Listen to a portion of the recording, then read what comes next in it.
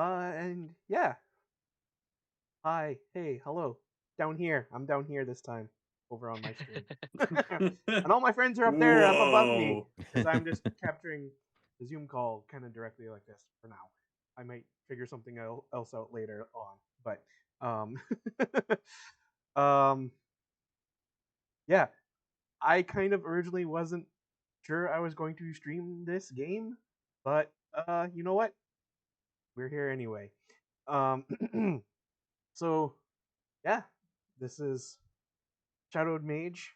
Um, I came up with a homebrew campaign setting and adventure, and I asked a bunch of the other people that I play D&D with, in a couple different groups, if they wanted to play it.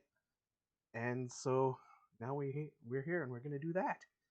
Um, and I'll just get everybody on screen, just uh, let everyone know who's watching who they are, and a very short description of who their characters might be in this new world and new adventure. So just like a name of the character, and then kind of like race, class. That's about it. If you have something else about them that you really want to say, you can mention that. So we'll start off with the person on the top left All in my right. Zoom capture here. So that is Tilted Gaming. Hello, guys. Tilted here.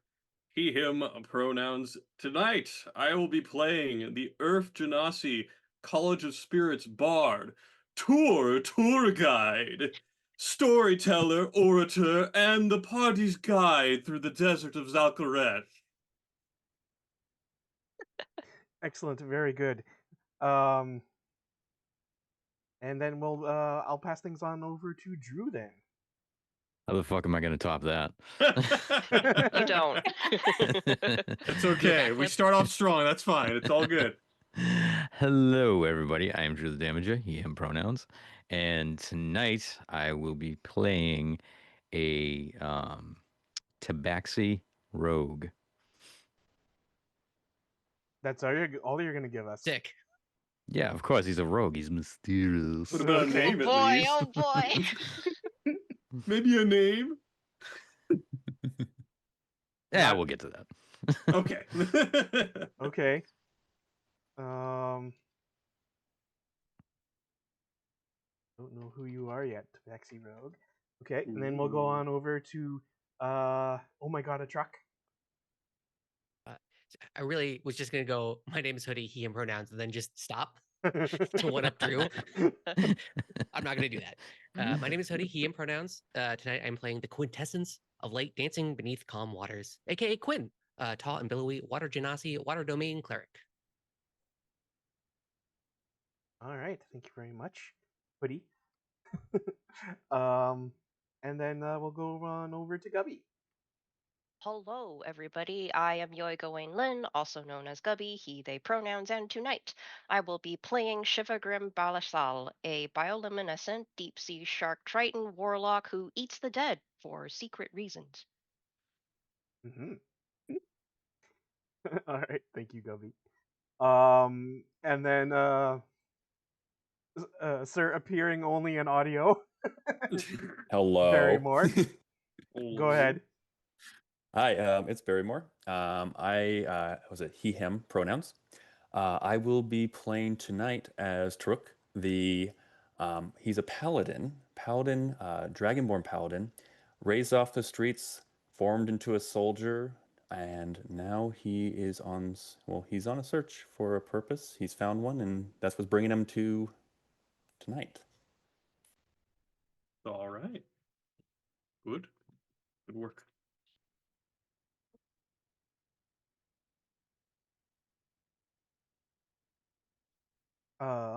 And then we also have Mayor Emmy. Go ahead.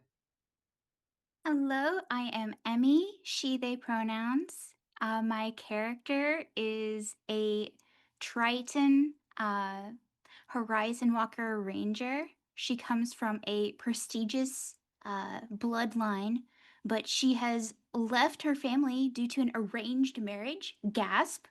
And she is out in the desert seeking her grand mission to restore balance to the elemental planes. And yes, I see Prince Justin commenting on how there are 2 Tritons and 2 Genasi. Interesting. Yes, I will get to that in a brief moment here and give a little background about this campaign setting that I have created and what it all means. I have a document that I will read from right after I finish typing up this thing. Blue Dragonborn Paladin.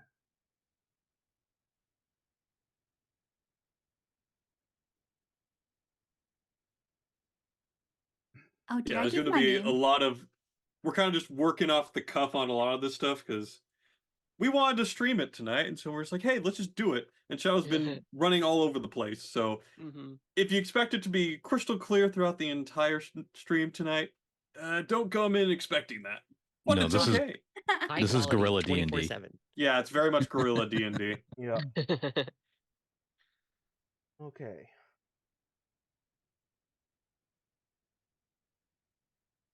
Thing that I had typed up and You're not using my full name, Shadow. What's that about? You want it to be Hoodie? Oh my god, a truck? No, I'm No, talking no, about no. the quintessence of The quintessence. dancing beneath the calm waters. Come on. Is your character going to be offended if we don't call you by your full name? Every single time. Darn it. I, as a player, want to do that. Quinn doesn't care, which sucks. Okay. And then It's quintessence over calm waters, right? The quintessence of light dancing beneath calm waters. Okay, yeah, that's going to be tough. You went like full blown Tabaxi naming. Well, no one was going to actually have a Tabaxi name, so I was like, well, I'm playing the only water Genasi who's like a devout religious person. What would be like a super religious name in this world that worships water? I was like, Nice. oh, okay, they're going to go like, they're really going to drink their own Kool-Aid about it. Yes. okay. And then the true Tabaxi experience of we'll never know his name until it happens. So I have decided to call this campaign "The Secrets of the Sands of Zalkaresh," as you may have seen on the intro screen. And Zalkaresh, a massive, harsh desert land spotted with only occasional oases, but it is also a land of mystery and intrigue. Beneath its shifting sands lie the ruins of an ancient elven empire. Even still, the cause of the demise of this once world-dominating power has been lost to history. In the current time, a great plutocratic metropolis in the center of the desert prospers due to 3 oasis wells nearby. This is Oral Kun, the main bastion of civilization. The region is heavily tied to the magics of the elemental planes, the planes of earth and fire imposing the mighty sands and the oppressive heat of the desert, but the planes of water and air providing the oases and the life-giving conditions necessary. Sorcery is the most common form of magic in the land. And we all chose not to be sorcerers. Yeah. Yeah. We're special that way. Oral Kun has its economy heavily tied into archaeology and treasure hunting, and grave robbing, of the ruins that unearth themselves in the shifting sands of the desert, but also in trading with the cultures who live in the cliffs and mountains of the east, which border the great endless ocean, and also those who live in the dense tropical jungle to the south. The current native inhabitants of the desert of Zalkaresh are Genasi, Dragonborn, Yuan-Ti, and Lizard folk. The cliffs and mountains to the east are primarily home to clans of Aarakocra, who often have to deal with rocks, kobolds, and other draconic creatures. There are some scant port villages along the treacherous coast of the ocean, made up of motley collections of different kinds of people. The southern jungle is home of remote colonies of humans and halflings, but is controlled largely by tribes of Tabaxi. There is a brief stretch of savanna land between the jungle and the desert, where Leonins live, but their kind is becoming scarce. To the north of the desert are steppe plains, which are largely uninhabited, but is considered the homeland of the rare minotaurs. Beyond the steppes, the climate transitions into temperate forests and connections to the Feywild, and is where the last traces of any of the elves can be found. The west is a largely unexplored area of the map, or rather, any who head west are often never heard from again.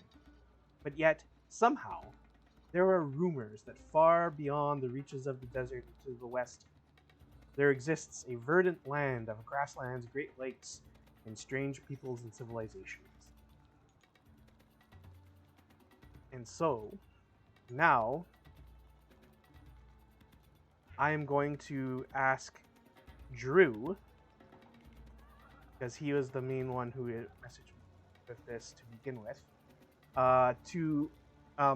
everyone is going to wind up starting off in a great large bazaar or marketplace in kind of the central north section of the city of Oral Kun. And so, Drew, I know you said you wanted to tell about how your character kind of like comes to the city and how you wind up there. So I'll ask everyone to kind of come up with an idea of like how you have come to be in the marketplace in Oral Kun on this day in late spring, where the it's not too oppressively hot. It's only about 28 degrees Celsius. Pretty good considering. Considering, yes, desert climate. So yeah, Drew, why don't you start us off? So,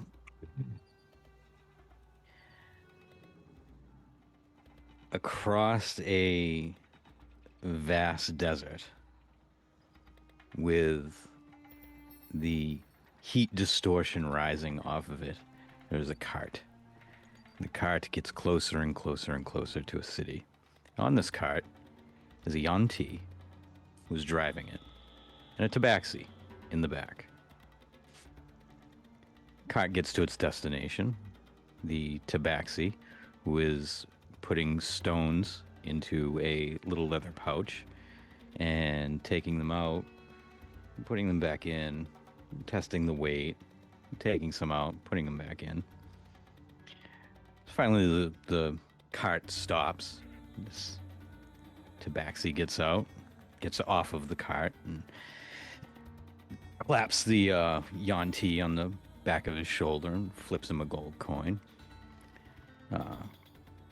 This tabaxi is he's pretty much he's very generic. He can blend into a crowd very easily. Basically looks exactly like the player handbook illustration of a tabaxi. Kind of a long snout, yellow fur with black. He's got leopard spots all up and down his arms and legs, but you can't see those because he's wearing a duster coat, and I don't know what it would be called in this world, but in the real world, he's wearing what we would call a cowboy hat. And he tips his hat to the driver and turns with this big shit-eating grin on his face and looks at the city before him. What does the city look like, Shadowed? Yeah, so Is there like high walls? Is it all open? Is there a castle in the background? There's no like castle in the background or anything like that, but you can see that like on the outskirts of the city where you are, like that, like more and more of the city has developed outwards. So there's there's like lower income housing and that kind of situation towards the outskirts of the city. But then, like as you progress in a little ways, then eventually you come to a section where there is kind of like a wall, and it's about 25 feet high, made of sandstone. Looks very much kind of like this picture that you can see that I've used. Where there's a gate, and there's like a couple dragonborn clad in armor and holding spears that are just kind of like have their arms crossed and leaning up against the walls next to the archway leading in. But like they almost look like they don't really care about anyone coming and going. All right, so And then beyond this wall, then you can see like there are older buildings and much taller buildings. But then like there's a mix of more permanent like sandstone dwellings and places that will use like more kind of like other kind of like textiles and ceramics involved, and like interesting like cascading patterns of blue and red and gold all kind of coming through, and like making some buildings obviously populated by more wealthy individuals than others. And there's lots of things going on down the streets of like awnings and coverings and colored fabrics. And then you can kind of see off in the so the way you come up from the south, and you can see that things kind of become more opulent as they head both to the west, or all towards the west, the north, and the east, where the three large oases that the city has been built up around. So things become more wealthy looking, more opulent as they become closer towards the oases. And the main kind of like center of commerce is more towards the north oasis, so kind of a little bit north of where like the middle of the city would be, but off that direction.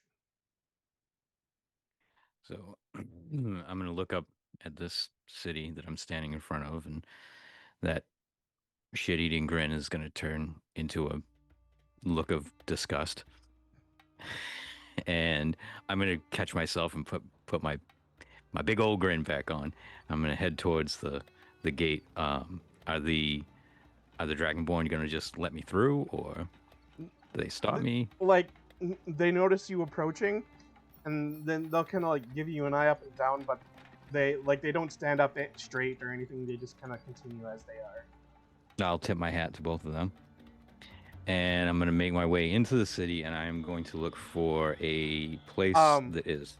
So you tip your hat, and then the one on the right, who is this blue dragonborn, you can see him kind of like uncross his arms, and he like kind of like holds out the palm of his hand towards you a little ways. I will, without saying anything, I will reach into my pocket and I will pull out 2 gold. And his eyes go wide, as if you've like given him like much more than he was expecting. And I will tip my hat to him again. Now I got to mark off 3 gold. he catches your, like, he puts up a clawed finger and he catches your attention, and then he takes something out of his breast pocket and hands it over to you. I will take what is it? I'll take it. It's a folded slip of paper. What does it say? I'll undo it and take a look at it. Okay. It is basically kind of like a letter of marque that allows you into regions of the city that like guards may normally stop you from trying to access.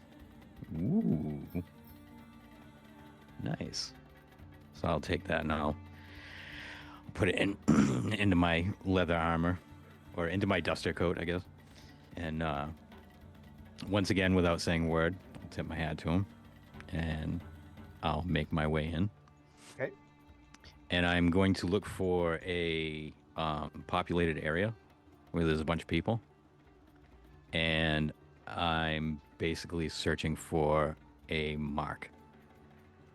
Just someone who looks naive and Okay. friendly, and who's not another tabaxi. Okay. There is this very kind of like grandfatherly looking Earth Genasi, who is like laughing at some like kids. Like there's a gaggle of a bunch of Genasi kids, like of all the varieties, kind of like running around and playing. He's just kind of like watching them, and like he is in fact wearing robes that like it's a very deep green, and it has like gold and silver embroidery on it, and you can see a fat pouch of a coin pouch hanging from his belt. Don't trust it. He's wearing robes. It'll I'm- blow up when you touch it. Well, I'm gonna walk up to him, and I'm gonna tip my hat to him, and I'm gonna say, "Howdy, partner. How you doing today? Just took a drink, Drew. My- Come on, man. My name is Tom. Get it? Cause I'm a cat, right? My parents had a real funny sense of humor. I just came in on a cart, and man, I've been on the road for like 3 days, man, and I just got to your grand city here, and it's beautiful, and it's really something. And wow, I was just wondering. I mean, you look like a guy that knows his way around here. I was looking for something like a place where I could get like a good meal and a cold drink. Is there any place like that around here? Well, welcome to the city of Orlcoon, stranger. You said your name is Tom. Well, Tom, yeah. you can call me Boulder. Boulder. Well, it's nice to make your Oh my acquaintance. And then like he has this kind of like scraggly beard, and he runs his fingers through his scraggly beard. He's yeah, there's always new folks coming into the city. You'll be wanting to head off probably towards the north there. There's there's a great big marketplace up that way, and there's lots of establishments that can serve you food and drink around the outskirts of the marketplace there as well. Oh, well, that sounds just fine. Well, thank you kindly for your help today. I'm really glad that I got to made a new friend. Put it there, partner, and I'll put it with my hand like I want to shake his hand. And he reaches past your hand and clasps you by the forearm instead. Just like the Viking Yeah, handshake. yeah. I'm gonna grab his wrist also. Okay. I don't know if you know too much about Tabaxi culture, but in Tabaxi culture, new friends, we hug. And I'm gonna pull him into me and hug him. Okay. And, Make a deception and check. All right, let's see.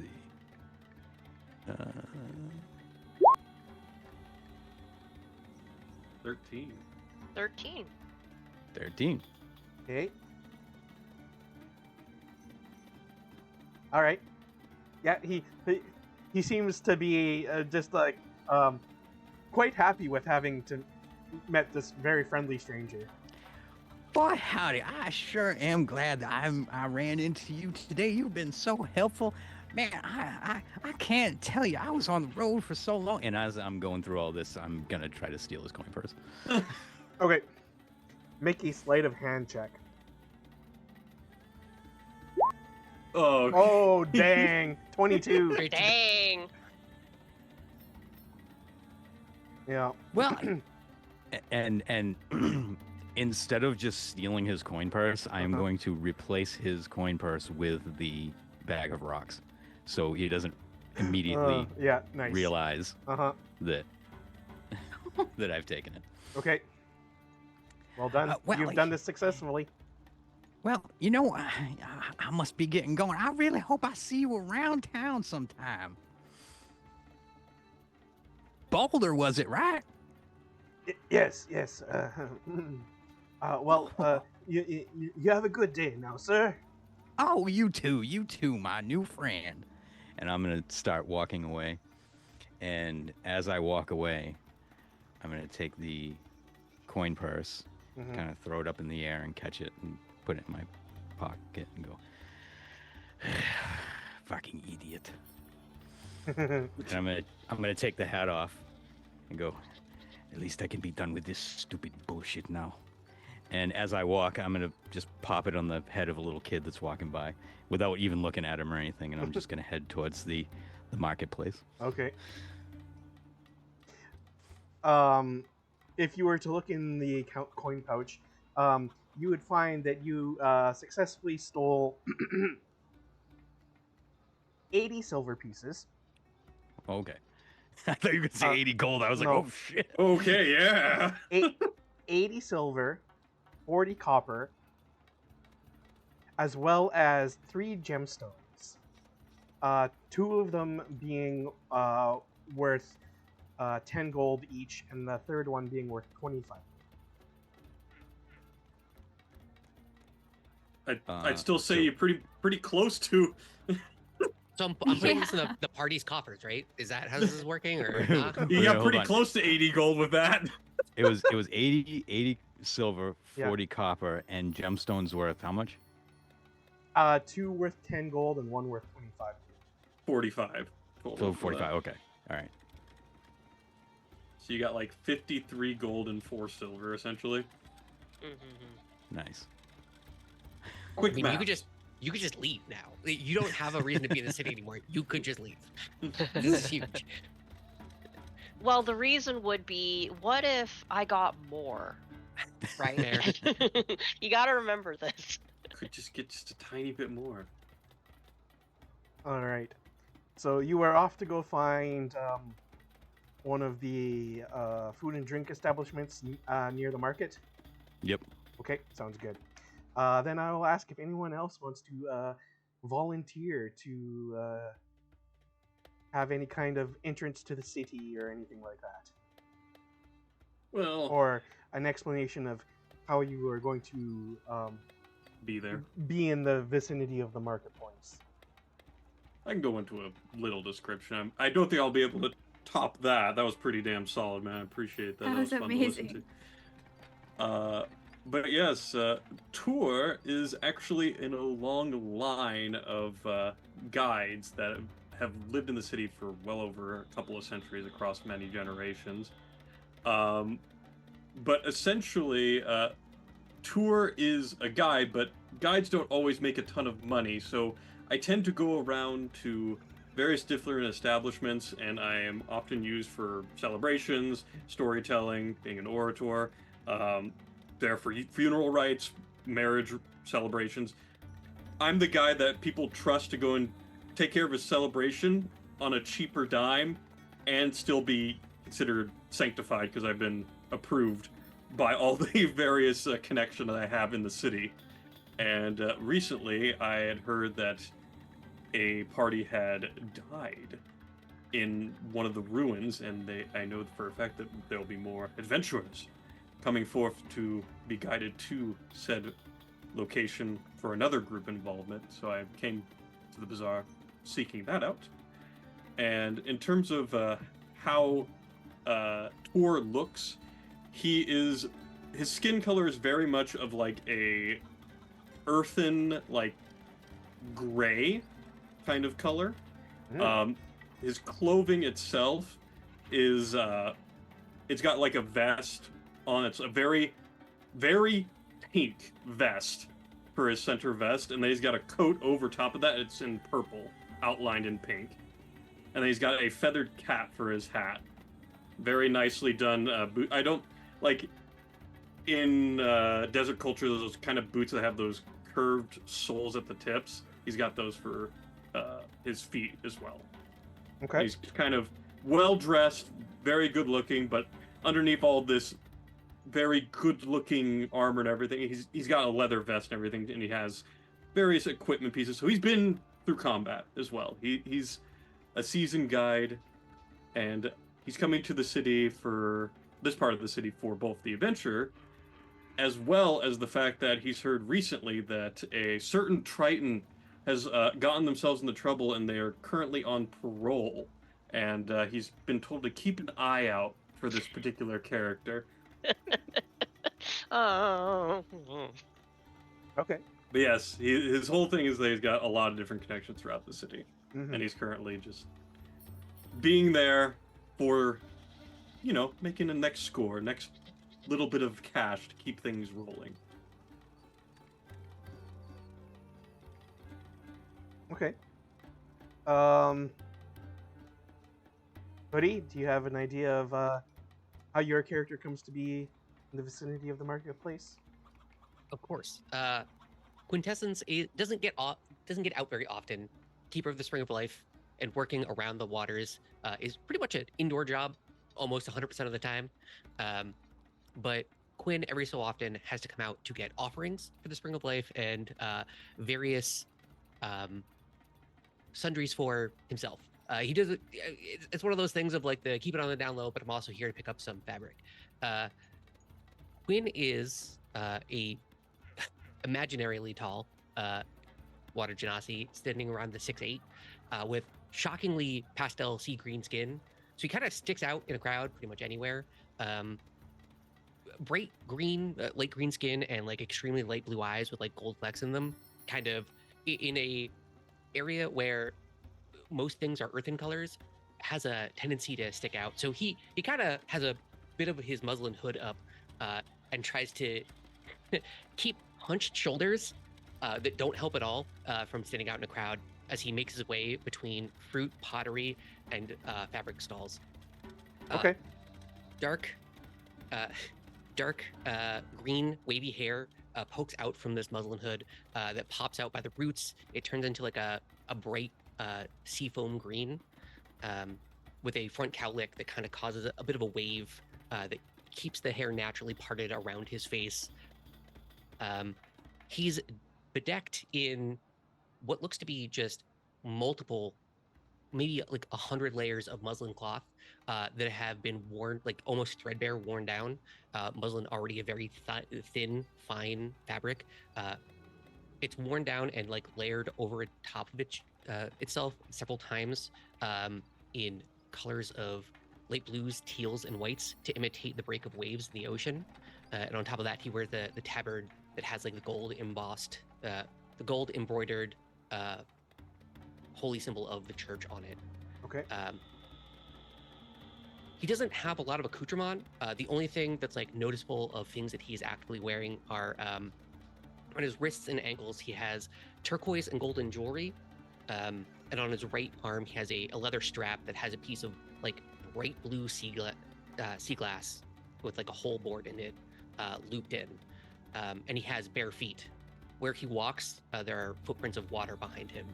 And so he's kind of like hunched down, trying to not call attention. He sticks out like a sore thumb in public, trying to not call attention to himself while he like peruses a bunch of the pottery wares, leaving wet handprints behind. He's like, I apologize. Please, let me pay for that. He has a giant gold sack that probably just has copper in it, but it's like massive and it doesn't look like it fits right. Like he's not used to wearing it. So he kind of keeps it a little bit higher up. So he's out there kind of trying to barter and pay back all of the wetness he's leaving behind. Constant clammy hands. Yes, so clammy. All right. Well, that is I'm intrigued by this introduction to Quintessence. Emmy or Barry, do you have anything? I can go. Sure.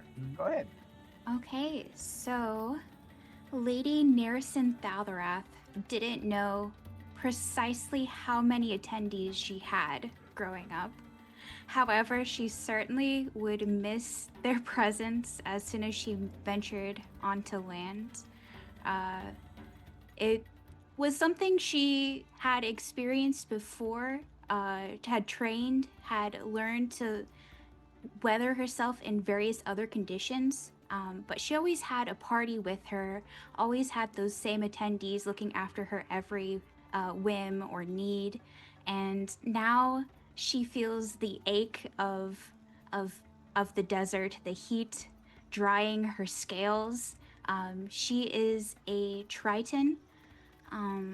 She has, the typical finned ears, but she also has these crest fins at the top of her head that kind of emote with her emotions.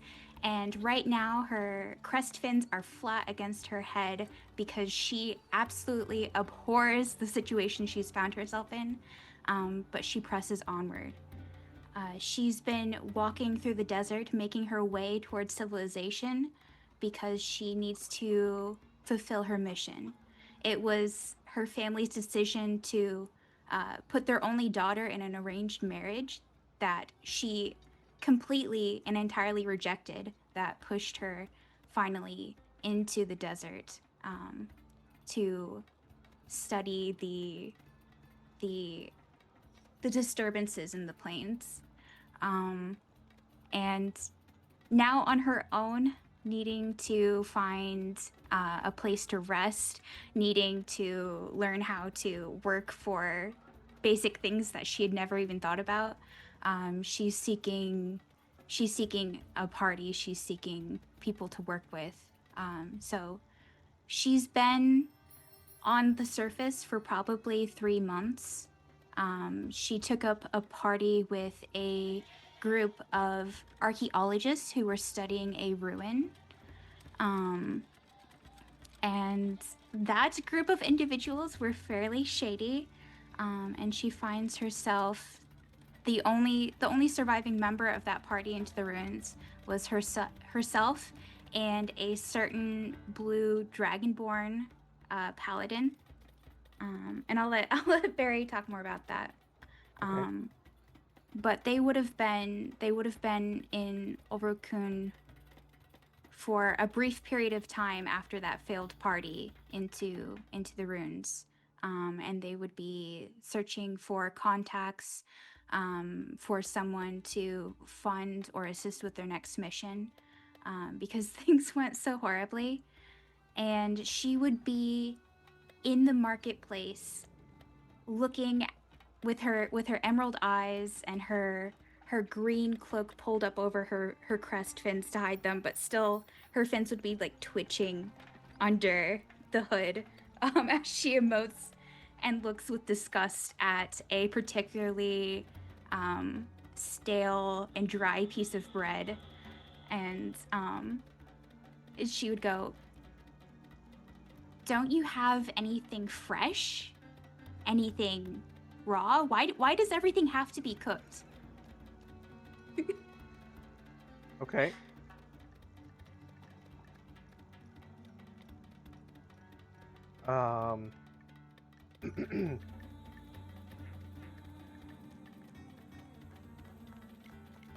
But miss, it is the custom around here. The land beasties, they are not good to be eaten raw. I can't stand this. You have to have something that hasn't been touched by the heat and soiled. Well, perhaps then, the goods of my particular stall are not for you. Perhaps there is another vendor further down, who is selling a fish or something like that, in a raw state. She would look down and feel her stomach producing a large growl as she's just crossed her arms and pouting and sticking her nose into the air, looking around as if someone needs to make it better and not really making a move to fix it herself.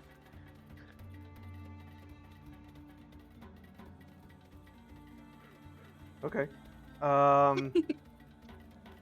perhaps we will leave it there then and see if Mhm. if Barry wants to add in something here.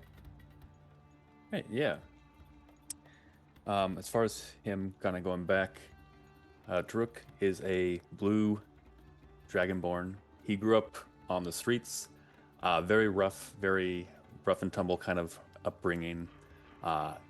He very much became someone who learned that intimidation, persuasion, deception was definitely not only necessary but vital for survival where he grew up.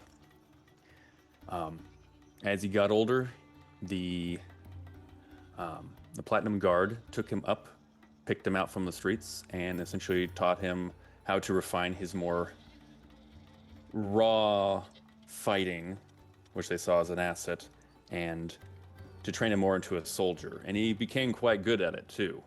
Over the course of his tours, he actually became a decorated defensive-styled soldier.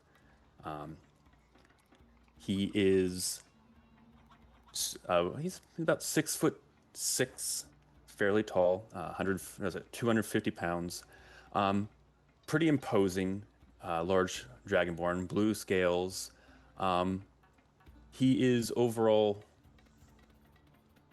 He has a physique. He also behind his golden plate armor. He's got scars, so he's weathered. He's weathered from the streets as well as from battle.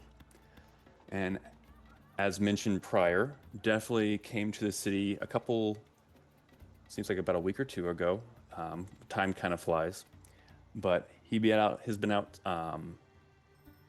in the desert. Was a part of the failed party that Neris is also a part of, and although I kind of saw them coming, I think also Neris saw it as well.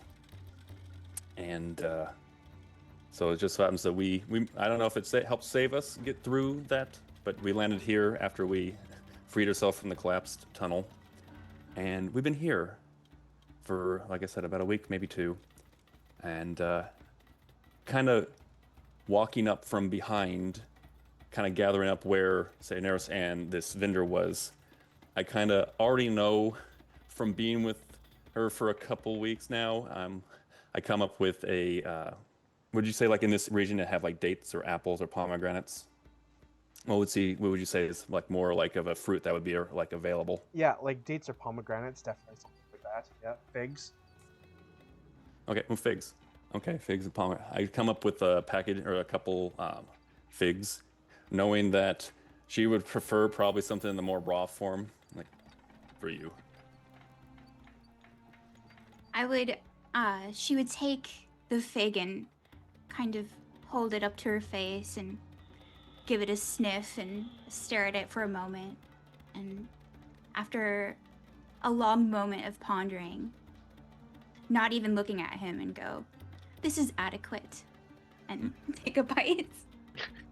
He would chuckle, knowing exactly that, and kind of turns to the vendor, kind of give him a knowing glance of like, she could be a bit particular, and is giving him a nod.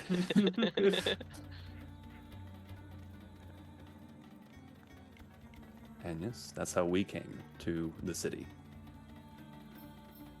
Okay.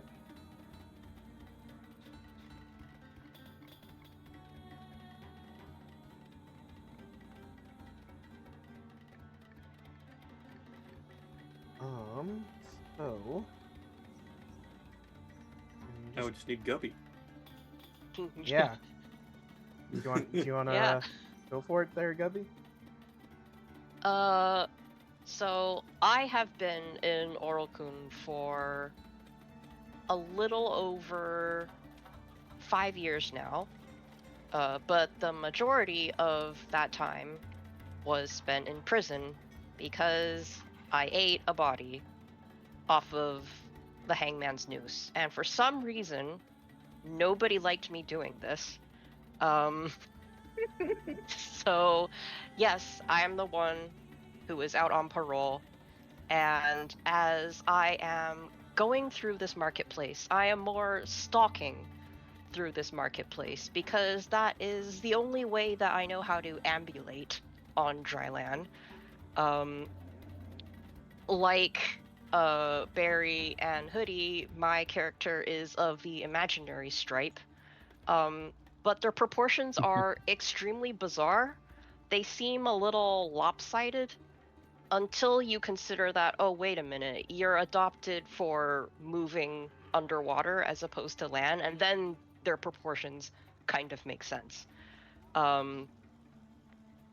Their armor is less armor and more a collection of cured leather pieces that are strung and decorated with cords that are beaded with pearls and their own teeth, though they do have a string of significantly larger Triton teeth that serve as a pauldron on their left shoulder.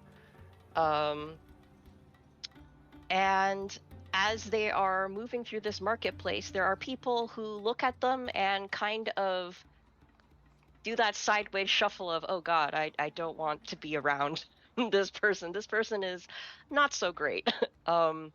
Unlike Emmy's character, who is also a Triton, Shivergrim is not of the bony fish persuasion. They are more of the cartilaginous fish persuasion. So they have no fins on their head, none of the spiny, emoting sort of frills. They just have a bare head. A bear head? And you, yeah, a bare head.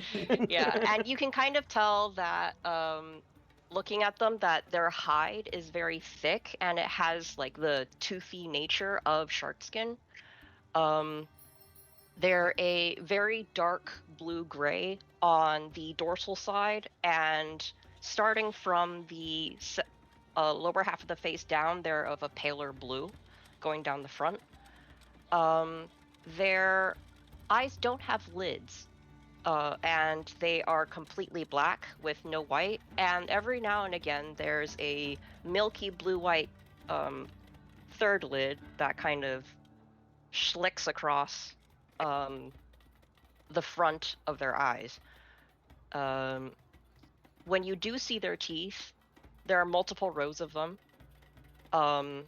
And whenever they open their mouth, it has a very unpleasant wet noise as like their lips kind of peel back from all the teeth in their mouth. And one thing that maybe causes people distress is the fact that their head and their neck are very heavily scarred. And it's quite obvious if you have seen this sort of thing before that these scars were inflicted by something struggling as it was eaten. So that's what they're kind of like going through this market. Just getting from point A to point B because they just pick up odd jobs doing this or that or some other. It's a little bit difficult finding honest work after what they did and what they were in for, but whatever. Life works out.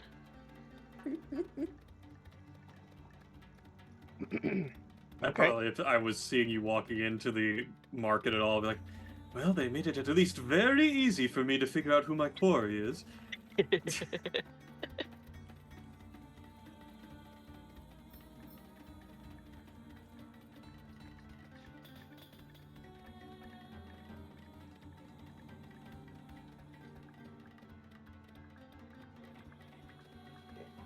just trying to get some stuff set up here. By the way, I just want to say again, Drew, well done. That was great. I enjoyed that very much. Like, everyone did good. That was But great. I know that you set that up kind of ahead of time from what it sounds like, but it was really good. Yeah, I thought The accent, right as I took a sip of water, killed me. Same. I did the exact same thing. I almost spit take. All self-control. I like fucking with you guys. You're great, Oh. man. I love you. That was fantastic. This is the vibe. When you had the Wild West voice, I really was like, oh good, I'm fully relieved of being the comedic funny guy. Like, I'm good. The gremlin is here. But then it changed over a bit. Now it's got a different accent. Still a gremlin though. Yeah, Still a that's, gremlin. that's definitely not his real voice. Did a gremlin. I loved it. I just joked a little bit in chat, but I was like, holy crap, that's how you play a rogue. Holy God, that was great. The best part is that having now met everybody, out of character, I'm just thinking we are going to be changing the gremlin hat so much in this party.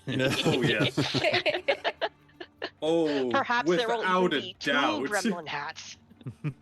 No, there's gonna be like 6 gremlin hats, and we're still gonna be fighting for a couple of them.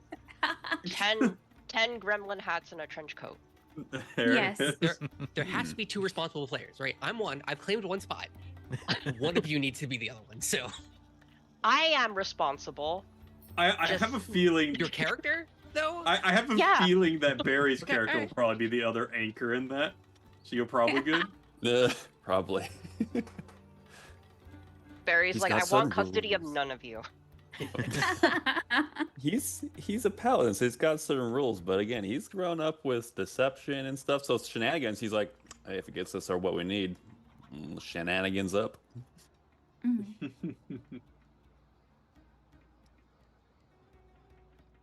Oh my goodness. But No, I'm looking forward to this, how everyone's gonna interact. oh yeah, it's gonna be great.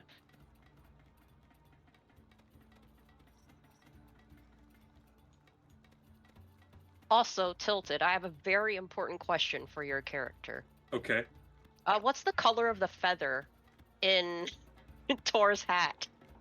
Huge So, okay. So first off, I should also heads up. He's bald, for one. Just want to Okay. make that extra clear. So Bald maybe he's a friends. little bit conscientious about that. Point is after that.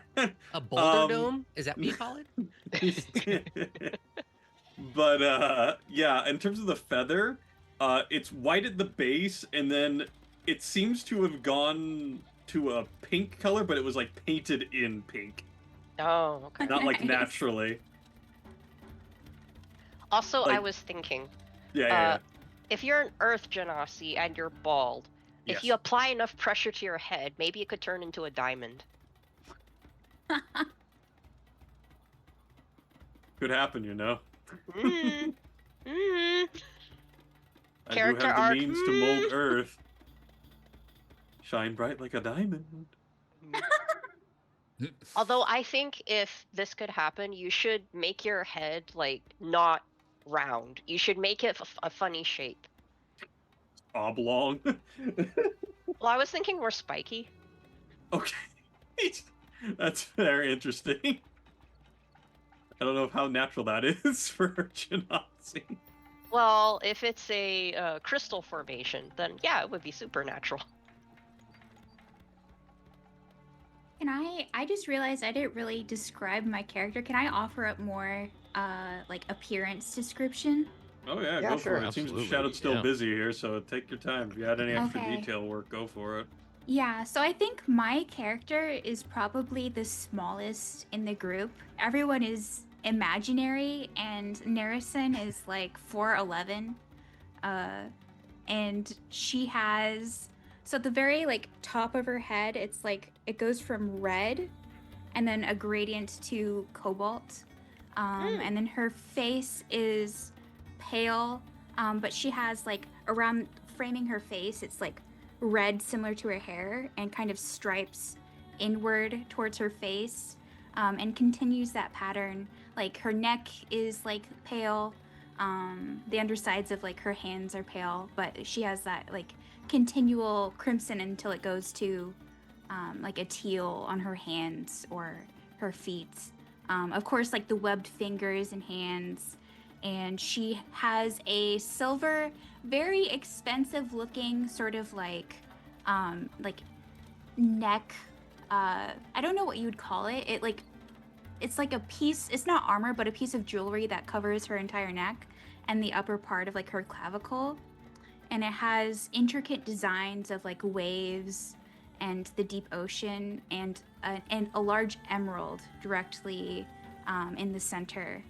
And she wears mail armor and very fine silks under her cloak, but she mostly keeps it obscured when she's out.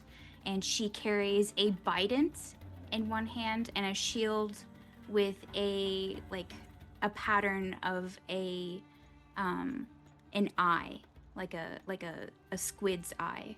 Ooh. All right. I carry no weapons that anyone can see, besides my teeth. Your teeth are certainly formidable. They probably are just a little bit. I guess I didn't actually say my height for my character, so he would be somewhere around the 5'8", 5'9" range. He's not like overtly tall, but he's also not short either by any means. He's kind of just average. That's like a real height. That's normal height. Okay. Yes, it's not imaginary. Yep. The only real people in this party are Tilted and Emmy's characters. Yeah, everyone else I'd say is too tall. say my character is probably about 6 foot. Yeah. Okay, that's like barely real. Barely. That's tolerably real. You're starting to fade into the background a bit. Yeah. The sands are literally shifting as your skin's transparent. No, it's whenever he raises his ears, the tops of his ears slightly fuzz out of reality.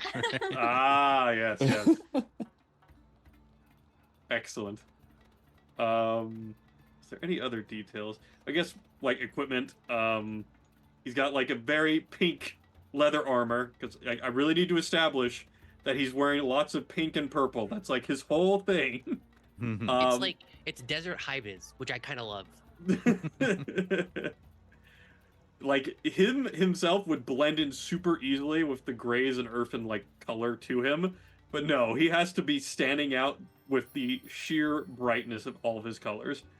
In terms of his equipment, he does have a quote-unquote walking stick, but it is literally a javelin that has, like, lightning prongs at the end. It's like a lightning-shaped prong at each of the ends. And, yeah, that's basically it. He's not really too kitted out. I think he has a ranged weapon, but it's something small that's concealable. So, yeah. I have a question. Is his favorite color pink, or is that just, like, the choice? You'll have to find out. I'll ask him. The twist is that he's actually colorblind and thinks he's been wearing a different color all this while. No. Because we're sharing equipment, I'll go and just give a little bit too. I alluded to his armor, his plate armor, which is of a gold kind of quality. It seems like it's almost like some sort of military grade, as though some sort of like increased amount of damage would be almost like repelled off of it. He has a signature halberd. He is very defensive, and he's used that as a way to keep enemies at bay. And he also has a medallion that he holds around his neck, and medallion also has a picture of an eye, and it almost as though something emits from it, as though it helps read thoughts. Yeah. All right. Yeah, I will say, for my guy, for his equipment, and as I walk towards this marketplace, you can see the duster kind of move, and on my thigh I have a hand crossbow strapped in sort of a holster. And also, for other kinds of equipment, over my shoulder I have a belt with 4 books wrapped around it. Like, the belt is wrapped around 4 books, kind of like how kids in the turn of the century used to bring their books to school, you know, when they would tie a belt around and throw it over their shoulder. He's kind of got one of those, and he's got some books in it.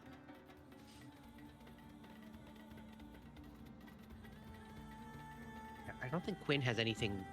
It's just a large muslin poncho. And because he's so tall and lanky, you can't see if he's hiding anything underneath it. Yeah, for Shivergrim, everything looks well maintained, but the thing about it is that it looks very piecemeal.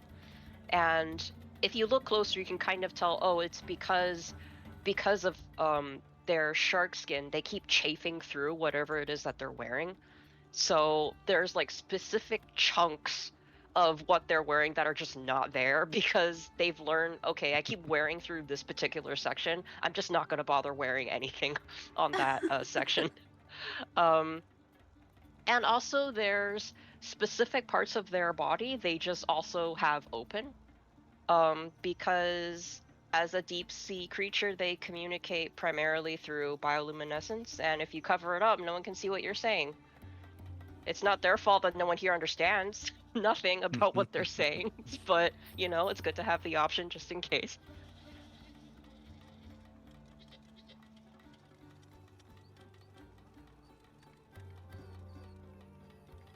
So I guess I'll add a little of extra because it's kind of hard to really explain it as a character.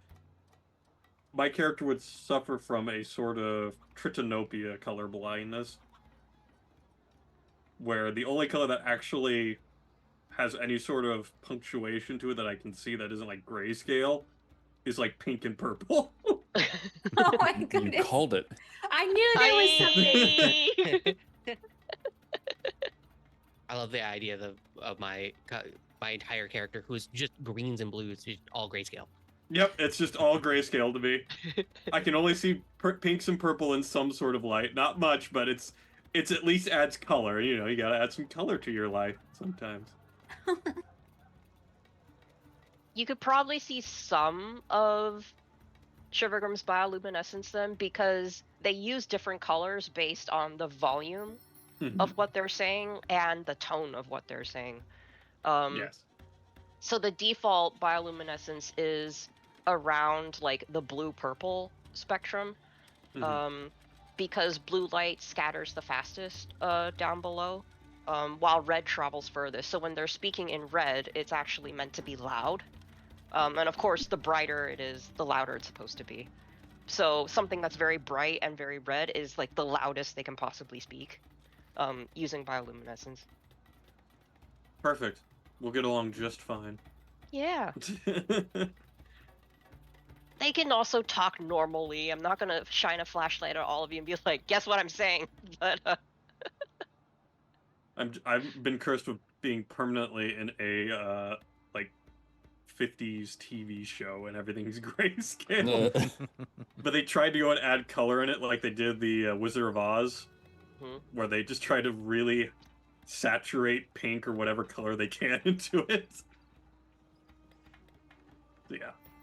That's my character. So he just likes the color pink and purple because he can actually see them. yeah. Okay. I love that. Did any of you have like anything you wanted to be used as a token? Oh no, Oh. I didn't prepare anything off cuff. totally forgot. It's Yeah. fine. I was considering it, and I was like looking through stuff, and I'm like, man, I can't use that because, like, there's one that's really perfect what I'm going for, but the problem is that it's obviously someone's artwork, and I don't always want to throw that up onto a stream. Right. I mean, Yeah, you I could just wanted put to a draw random one. shark for me. It doesn't even have to be a person. You can just put a shark. Yeah. Yeah, I'll take just a wave, right? We super I'll be a easy. fish. Okay. So let me see here.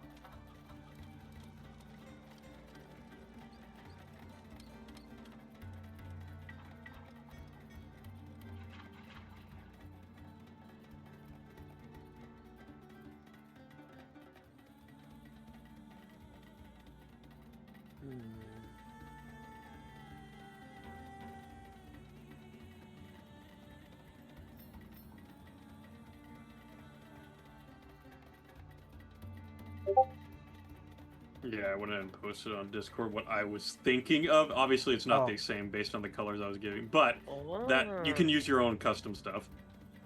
Because that'd probably be better. But this was, I was like, oh my god, this is perfect. But not. That is pretty awesome.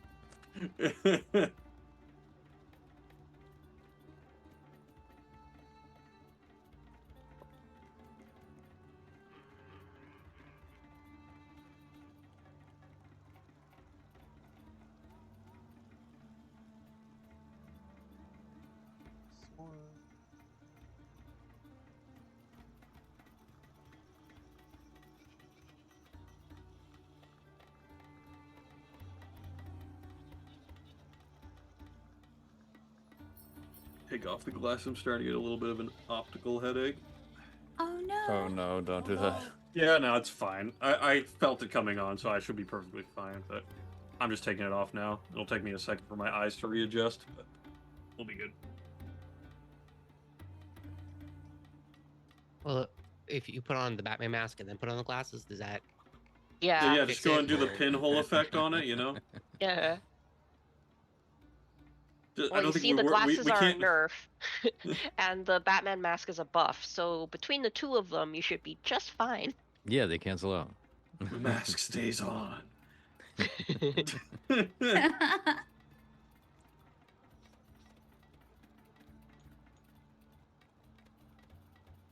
Token stamper. Yeah, that's it. Yes, that's the one I token stamper and token stamper 2. Yeah, that's what I do as well for the ones. That was the one you guys showed me. I should have taken more time to search for it. Sorry, Shad. You were like, ah. No, that's fine. Didn't even think about it. I was just like, oh yeah, have like the basil one again or something. I don't know. My brain didn't even comprehend.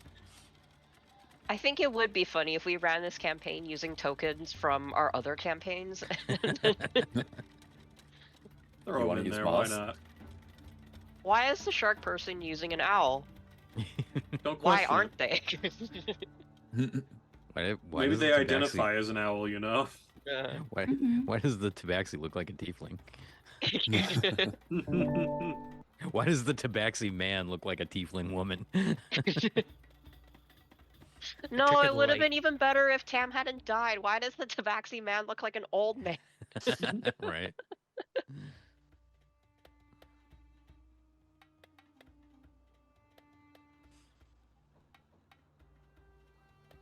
Okay, well, I'm at least going to now bring you over here.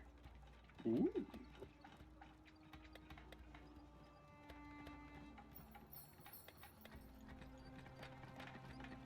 Oh. Oh, ooh.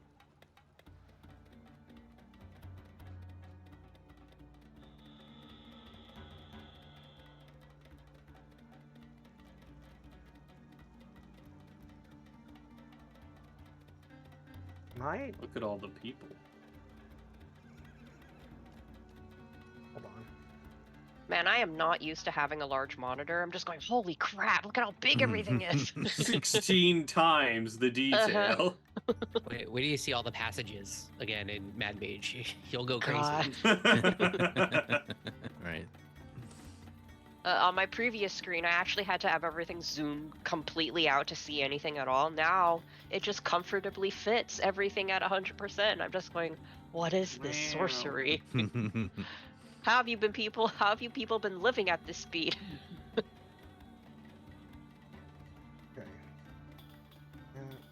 How is the new computer treating you, by the way? Hopefully good. It's treating me nicely. I'm still confused by a whole bunch of stuff. Oh. Just because, well, my last computer was from 10 years ago, right? Yeah. So things have changed. A lot of things have changed. Yeah. So that's the main, I guess, culture shock of jumping operating systems and then also jumping from a laptop to PC. I'm just going, oh, this is different. This is very different.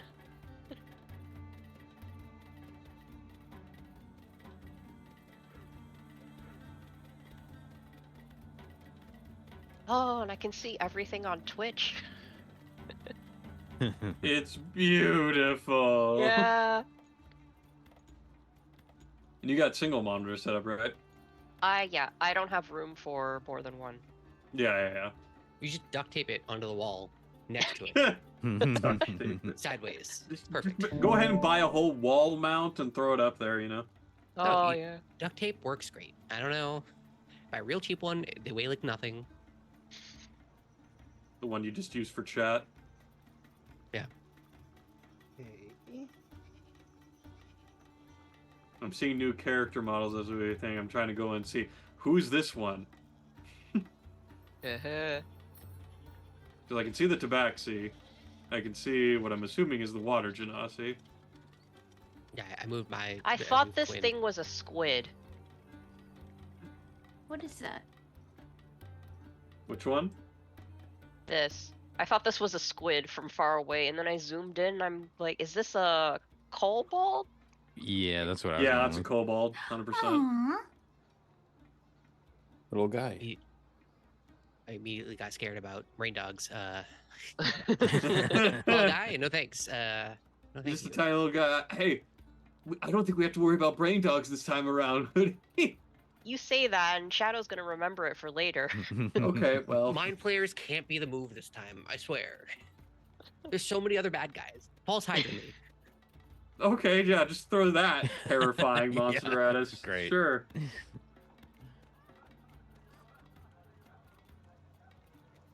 Oh, did any of us make builds that are easily nerfed, like hoodies in Mad Mage?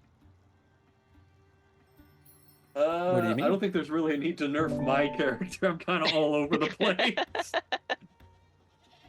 My character in that campaign only deals like 2 types of damage. So if it's immune to them, I don't do anything.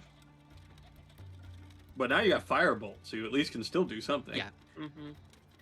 Man, going into that crit was so funny. Man, I really wonder whose character that one is that he just threw it. Hi, it's me. Yeah, no, this time. Someone I mean, actually made like there's this thing on Reddit that's like Selach Tritons, which are shark people. Oh, nice. Oh, hey. Yeah, Hell yeah. I just grabbed their artwork, so hopefully that's okay. Ruh-roh. Yeah. See, If it's not okay, we'll replace it with a sign that says shark person on it, and then Shark bait. Ooh-ah. ooh ha ha. Yeah, here's the thing, Yoi. You can describe your character however you want. In Mhm. my head, Shivergrim is a street shark. with like the big muscles and You the remember street sharks, right? weird denim pants with big Yeah, sneakers for no Yeah. reason. Gotta get those air pump up Jordans.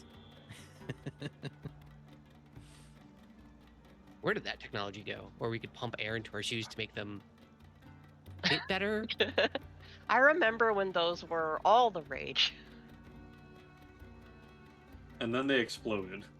I had a pair of Nickelodeon shoes I got before my birthday that I wasn't allowed to wear until my birthday. And then I went out one time in them before my birthday and they essentially fell apart. Oh.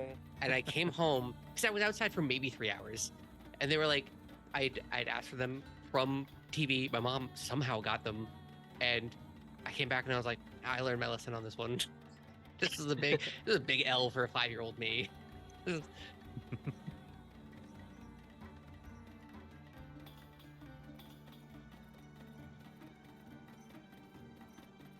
Yeah, I can't remember ever being tremendously emotionally attached or fixated on any given pair of shoes.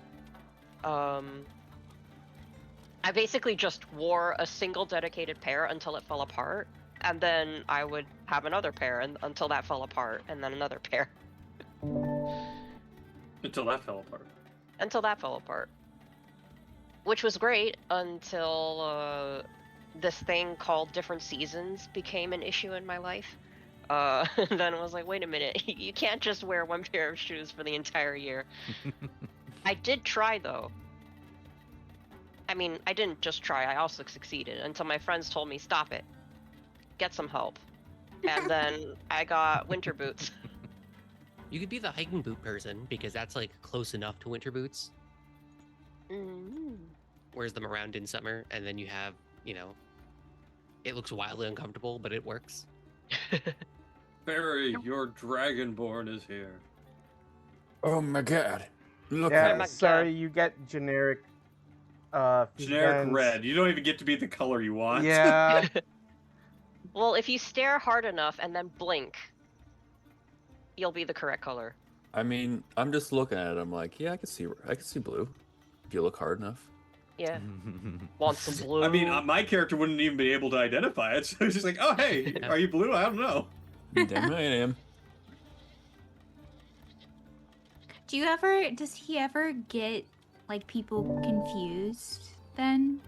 Like walk up to someone and just like say the wrong name? I'm certain there's been some sort of miscommunications, but he's been around the city so much that any new faces are like immediately recognizable for him. Mhm. Like, hey, I have not seen them at all. It's like, Okay. okay. So he's kind of like committed to memorizing them as much as possible. By other means. Yep. okay, I think that should be everyone. Hooray! Hooray. I'm fabulous!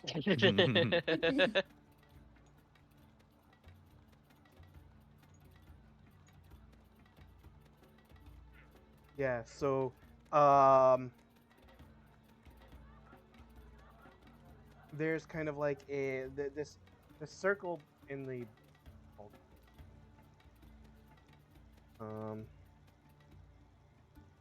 okay, should Oh. at least show everything. I have this one then. Not that. Okay, there we go. Okay, so this circular bit down here is like a banking and trading institution, Hmm.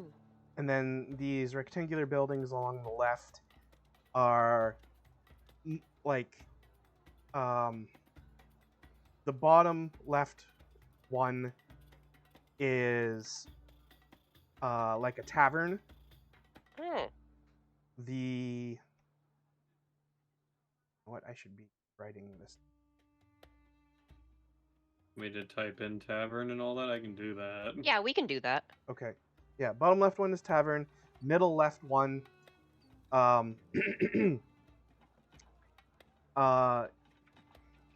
is a like a jewelry and finery store,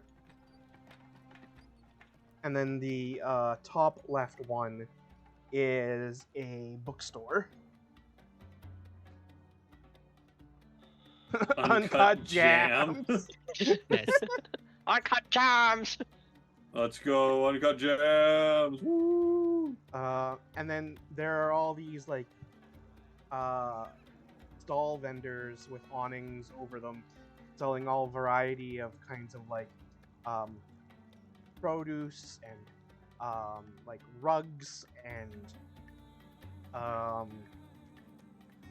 like curios and all like almost anything you can kind of imagine. Okay.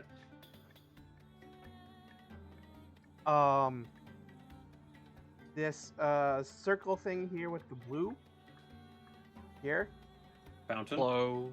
yes, is a fountain with a statue in the middle, depicting both Pelor and Melora, Oh, okay. which is the god of the sun and agriculture, and then like the goddess of like water and storms and nature.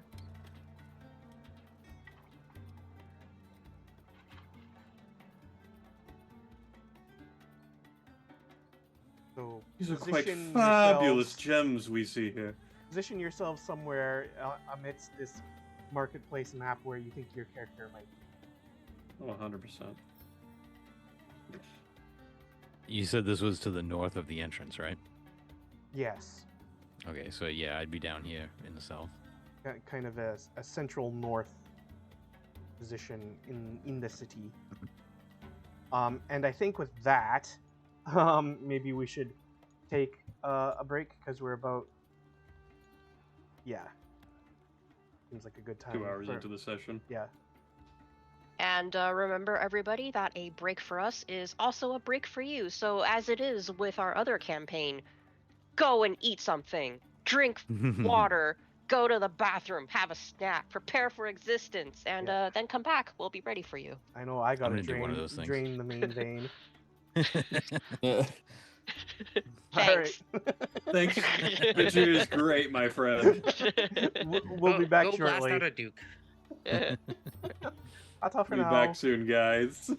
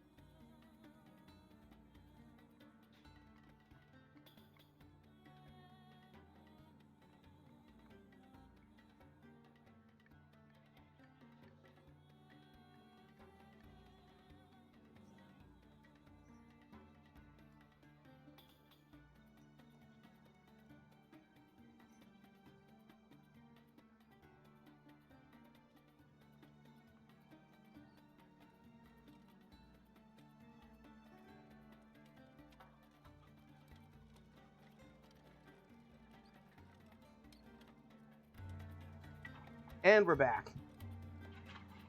Hello. Hi. Hello. Hello, Hello. viewers out there in Twitch watching or possibly VOD watching land.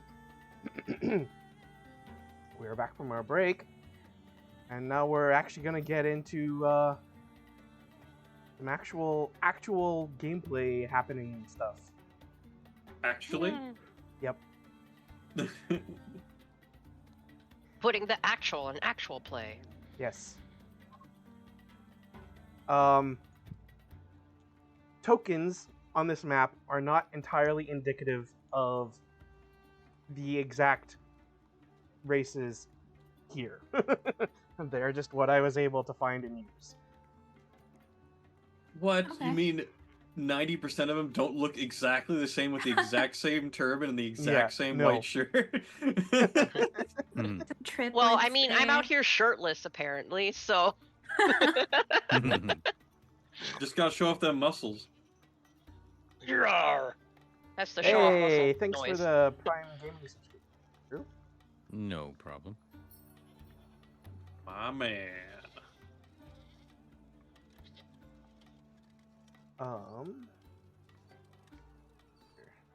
I love the fountain, by the way. Yeah. It's a very good fountain. Hey, I could easily identify it. So hey, you know, that's all that really matters. Is if you can identify it, perfect. Well, You've done enough. I had to draw this myself because while I could find pre-existing like desert city marketplace maps that had the right kind of aesthetic, none of them had the layout that I wanted. So, Mm. Yeah, it's always like tough. the conceptually like of how large it is, and whatnot. Mhm. So I think it looks good, man. I'm just, Yeah. I could easily identify that as a fountain. That means you did perfectly fine. The real problem with homebrew is you have to do it all yourself. yeah. Yep. No resources. Uncut jams. And that's why you get places like Uncut Jams. It's great. Right. I love it. There's probably a So- stall called Uncut Jams as well that sells jam.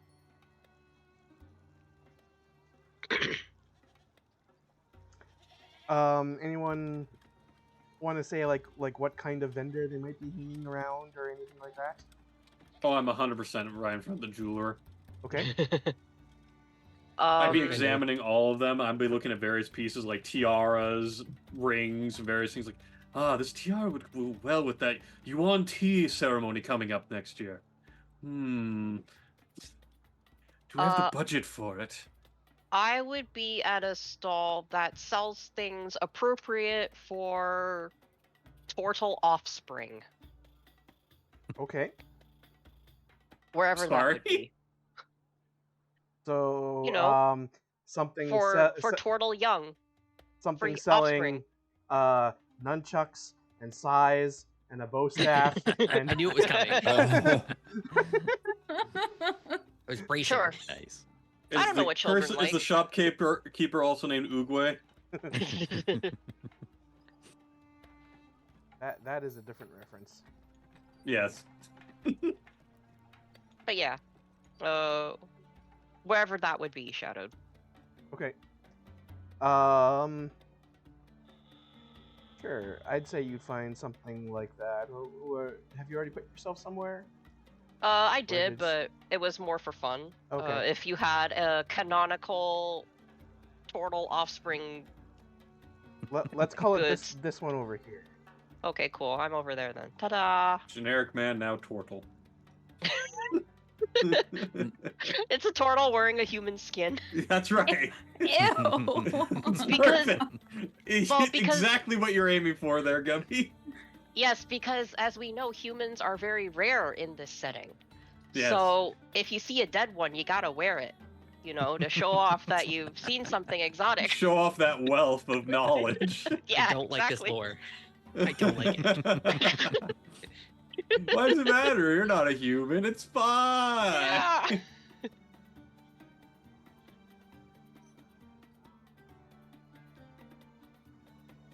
I have a very visual mind and I can see it. And I am terrified. What can we say? But you're welcome.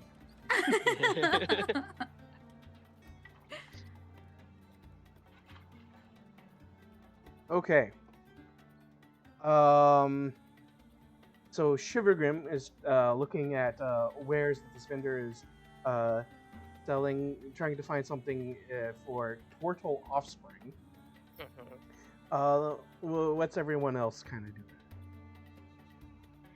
I have decided that these wares are beneath me, and I am scanning the crowd, looking for anyone interesting. Well, you have 4 other interesting people to pick from. Just 4. Everyone else is boring AF. Yep, everyone else is just generic guy over there. I Okay. mean, shoot, there's one guy wearing get- a human skin. Give me a perception check, then, Okay. Nerison. Is that how to Alright. say your character's name? Yes. Okay. Okay. I just do that. And it rolls. And then you tab over back to the screen, and it should show it. Yeah. So do you have like the 2 tabs open? Oh. D&D Beyond and... I see it in Yeah, I see it D&D in Beyond. D&D Beyond. Okay. transfer not over? in Roll20 though. That's what- Oh wait, that's because I switched to Firefox because it was lagging on Chrome. Okay. Oh, okay. Okay, let me just open that real fast. All good. As long as you have like a tab of each open in the same browser with the extension installed, it'll send them through. Okay. But I can see Well, here. the first roll was a 26. Yeah, you Yeah. got a 26. Damn. That's pretty good. So, you clock that there is this figure moving down kind of this central aisle of the marketplace, who very much seems to be following this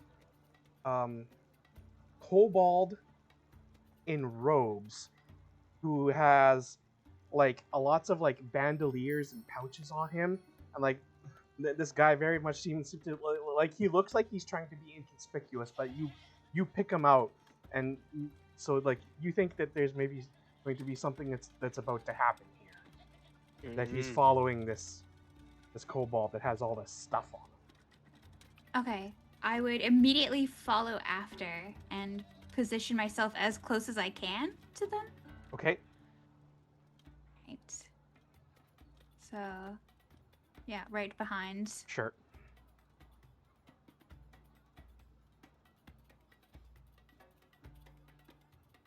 And then I assume that Taruk would probably also follow you. Is Yeah, that that's. a safe He's assumption? my Yeah, or- bodyguard. Okay. Mhm. Okay. What's everyone else doing? As I said, I am yeah. buying accoutrements Right. and knickknacks for Tortle Young. So like Drew's character, Hoodie's character. Look at the fruit. I'm gonna move Look at over the here to the fountain. Mhm. Is there like coins and stuff in the fountain? Is this like a people That- make wishes and throw Yeah, You must, copper in it? there are copper pieces in the fountain. Okay, I'm going to dip my hand into the water and take a drink out of it Okay. because it's hot. Yep. It's remarkably fresh water. It's obviously being like drawn in magically from somewhere. Ooh, fancy. You notice that there's kind of like a subtle current to it that it kind of like swirls around. And who is this right here?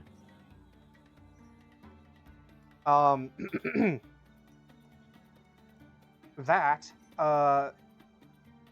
is, so the icon is not correct, but it would be a bronze dragonborn wearing spectacles, and like holding a what looks to be like some kind of like spell book or something like that. and he looks to be like reading it and like looking at the fountain and like looking up back and forth.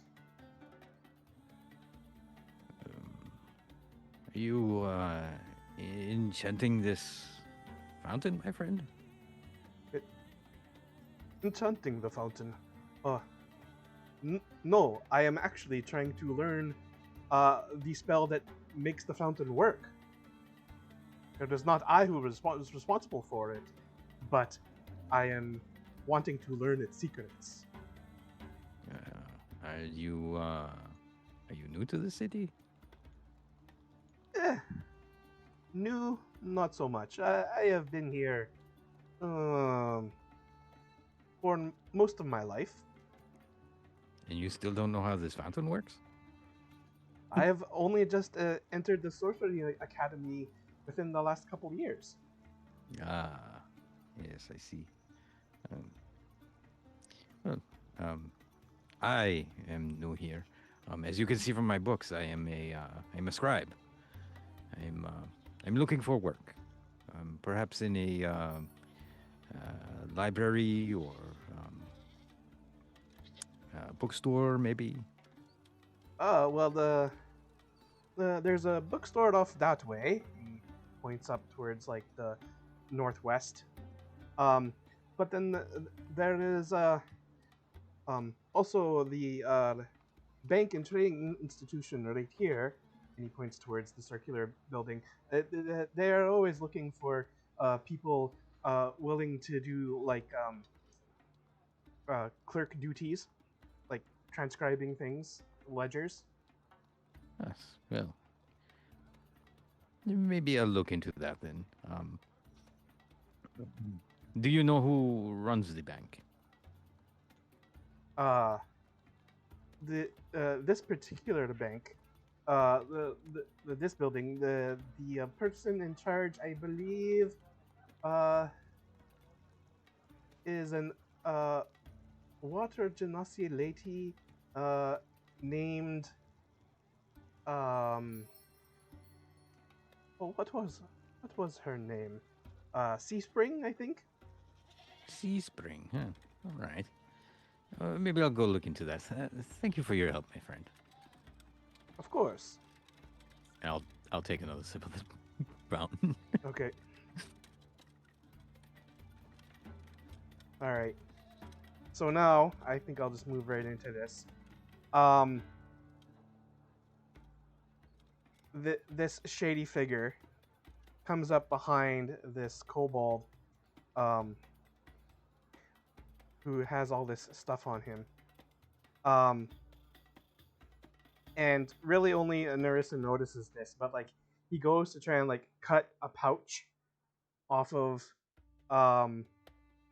the kobold's like belts and whatever. And he does manage to cut the pouch, but as he does so, he fumbles his cut a little bit and he knocks this large stone that has swirling colors inside of it also off, and then that crashes to the ground, and then there is a magical explosion. And then coming forth from the explosion, popping out around the area, are some Mephit elementals. Oh. So that. Well, so many of them. Yes. And these are, for any of you who might have seen Mephit elementals before, they're usually kind of smaller looking, and these ones are much larger than any that you have seen before. Roll for initiative. Okay. Remember to just click so your yeah. icons. Click your icons and then hit the roll initiative in the other page.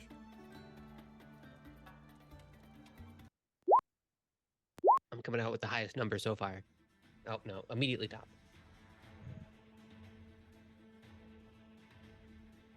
Don't worry, I'm a bit behind as well. So let's see if the rule of Drew rolling higher than a 2 throws the entire fight for us. I hope a- not, because Well- he's going to be getting high rolls a lot more with an initiative of 7 already. New Well, campaign, new character. I only rolled a 10, so there's that. I mean, at least it's still average with a 10.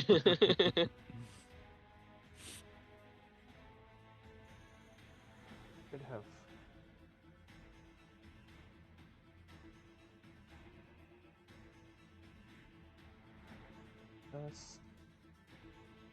Dust, magma, mud.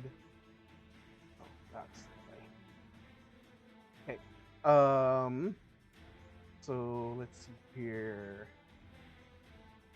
That. So I need to add. And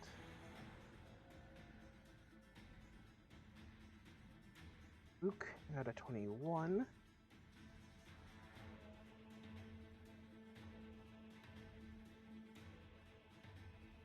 Add a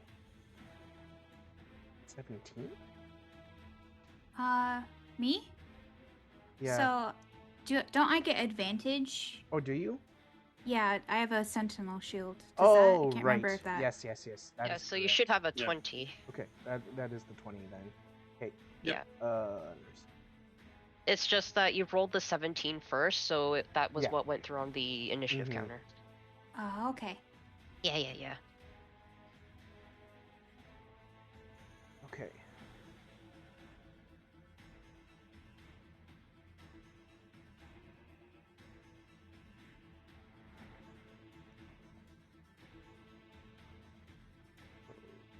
Dust method is 20. Magma method is 20. Magma. Mud method is 4. And smoke method is 11. Okay, so it looks like then our initiative order is Taruk going first with a 21. Then the Dust Method, which is the one that kind of spawned to the left at 20. Or, well, wait, hold on. Nurison, what is your dexterity score? So it's a +2. Okay, so like a 14. Yeah. Okay. Okay, you will go next after that. So Taruk, then Nurison, then the Dust Method, then the Magma Method. Then Shivergrim from 16, the Smoke Mhm. Method at an 11, Bast, Drew's character, at 10, which I don't think we know that name actually yet, but Quinn at a 6, Tor at a 5, and Mud Method at a 4. Okay, so Taruk, you've seen this incident then take place, and you see these elementals erupt and then become immediately hostile. What would you like to do? All right. Well, first, I don't narratively know that I have allies yet, besides just Neris, Correct. right? Yeah. Okay. So bless is not what I would narratively do. So immediately he raises Shield of Faith. Well, that's a bonus action. Shield of Faith onto Neris, giving her a +2 to her AC. Oh, nice. Yes, and that is concentration. Yep. Now that was my bonus action. Now with my standard action, I will use. Well, what is this guy right in front of Neris? Is that what kind of element is that? That one is The smoke method. Yes, that is the smoke method. Smoke, not flame. I'm gonna use Toll the Dead. Okay. Oh, hold on, I need to roll. It's a wisdom save for it as well. Oh, 14.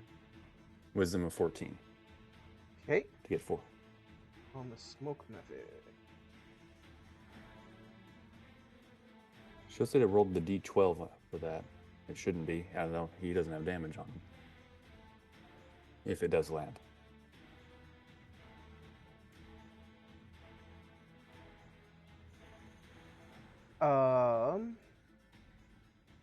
So it got a 13.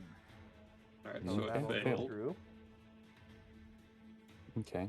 So you did the one that's supposed to be when they've taken damage? Yeah, the so, damage? but I just have it like it says D8 necrotic, and this so D8, and I rolled, and it says a D12 rolled. Yeah, there should be two options, one for if it's full HP or one if it's damaged. Mm-hmm. I'm looking at my sheet and it just shows the D8. Hmm. I can just roll a D8 and tell you what the result is. I mean, that works too. Mm. We're good with this? Yeah, go for it. Oh no! Oh no. What a bummer. At least it did Okay. damage. I did You did damage. Damn it. damage. I'm a paladin. What do you expect? All right, that's it. Okay, so only 1 damage. Correct. Yep. Okay.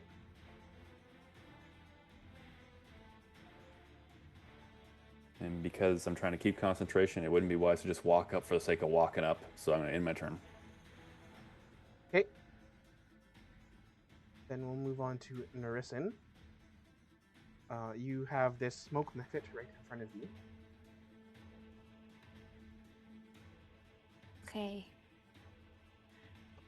Narison's eyes would widen and her crest fins would flare so wildly that it would lift the hood straight off her head. Seeing an elemental, the foe that she wishes to vanquish, right in front of her. Mm-hmm. Immediately gripping the bident off her back and grabbing her shield, she would attempt to just try to take it out and shout, "Your disorder ends here." So let's roll to Get immersed. Let's go. Okay. Welcome, Eric. In chat. Hello. Okay, so that is a Does 16, a 16 hit? on these. Hit. That is indeed a hit. Okay.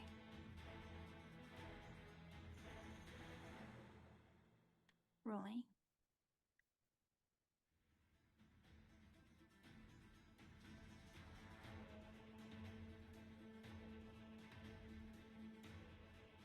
Okay, so it's one-handed because of the fact that you're... Oh, why did it roll both? That's just Well, what it does. Yeah. Yeah, it does. Okay. that. So It's you're one-handed. Yeah, you're using it in one hand, so that'll do 8 damage. Okay. Yep. Okay. For 9 total, let's go. Mm. And can I mark this as my favored foe? Yeah, I believe you can. Okay. So that's concentration. Okay. And then so does that mean the next attacks that I do towards it, I can increase the damage by 1d4? Yes, Okay, cool. Awesome. that is how that works. I'm pretty sure it is. I'll look it up just to be extra safe.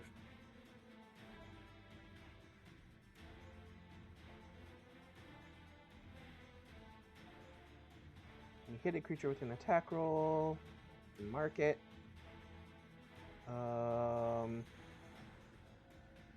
Including when you mark it, you can increase that damage by 1d4. So you can do another 1d4 damage Yep. right now.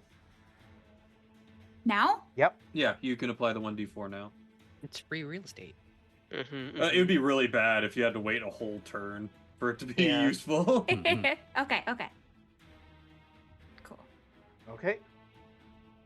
So 2 So more 10. damage. 2 more damage. 10 overall. Okay. Anything else on your turn? That will be it. Okay. Okay, then that takes us to the dust mephit.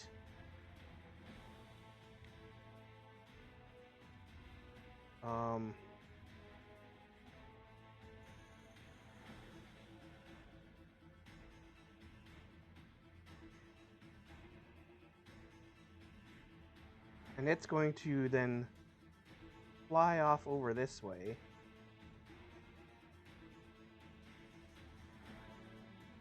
Oh no. Oh no, uncut jams. Not the uncut jams. Protect the gems. Mm. Wouldn't it be a day in Oralcoon if there wasn't something exploding outside? I'm just imagining your character trying on a tiara, and then this Yep. dust method comes over and grabs it from you. Well, that's very rude. And then like it's looking for some way to cause mischief. Oh. And so then it flies up to about 10 feet up. And then it will exhale its blinding breath. Rude. And it causes the civilians in this area here, these three here, to become blinded and start choking on the dust.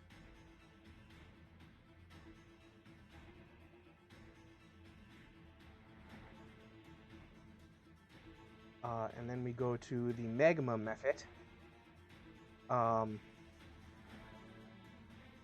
And it looks around and it sees it's right next to a fountain, and it doesn't like that. So Oh then... no. Oh no! This fountain just got its heart-wrenching backstory given to us, thanks to that NPC. No! So then it flies over this way to get away from the water. Then it goes Oh. up here, and then it sees a shark of all things. It This really is a hate crime. Yeah, it is. It really hates that. So then it is going to claw at Shivergrim Wow, rude. Unbelievable. with a 22 to hit. Well, yeah, that obviously hits me. Okay. I'm level 2. This is speciest. Dear Diary, today I was the victim of a hate crime. A piece of lava really had it in for me. So you What's will the damage? take 5 slashing damage and 3 fire damage. Okay, Woof. 5, 3, so 8 in Rough. total. And I have a question. Yes. Are these claws superheated? So do they sear me? Like, do they cauterize the wound as I am injured? Well, considering that they do fire damage, I think yes. Okay. In that case, this poor human skin wearing person, whoever they are immediately overwhelmed by the smell of hot old piss and rotting fish, because that's what Ugh. my flesh smells like. What a wonderful lovely. piece of flavor. Yeah. Okay. Delicious.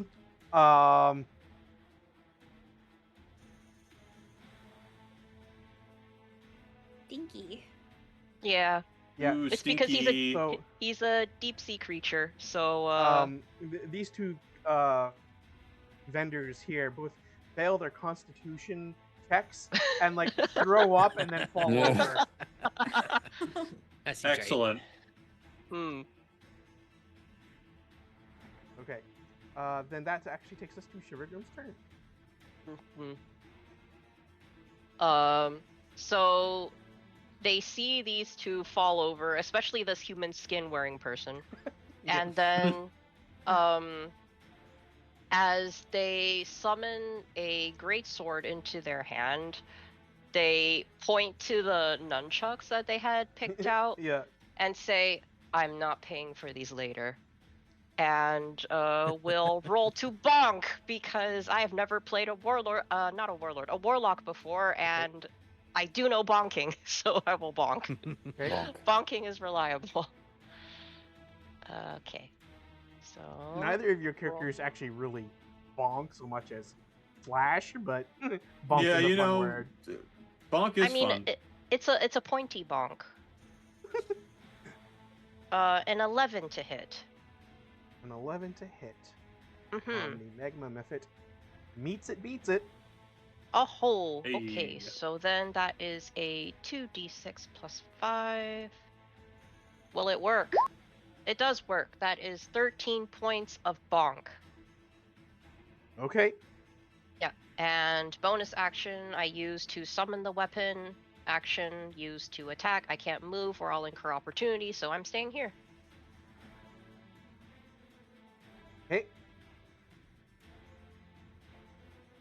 And then that takes us to the Smoke Mephit's turn.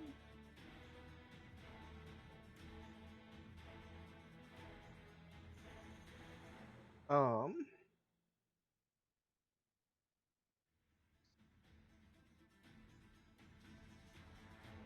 And then it has like this kind of like weird shimmer that warps over it.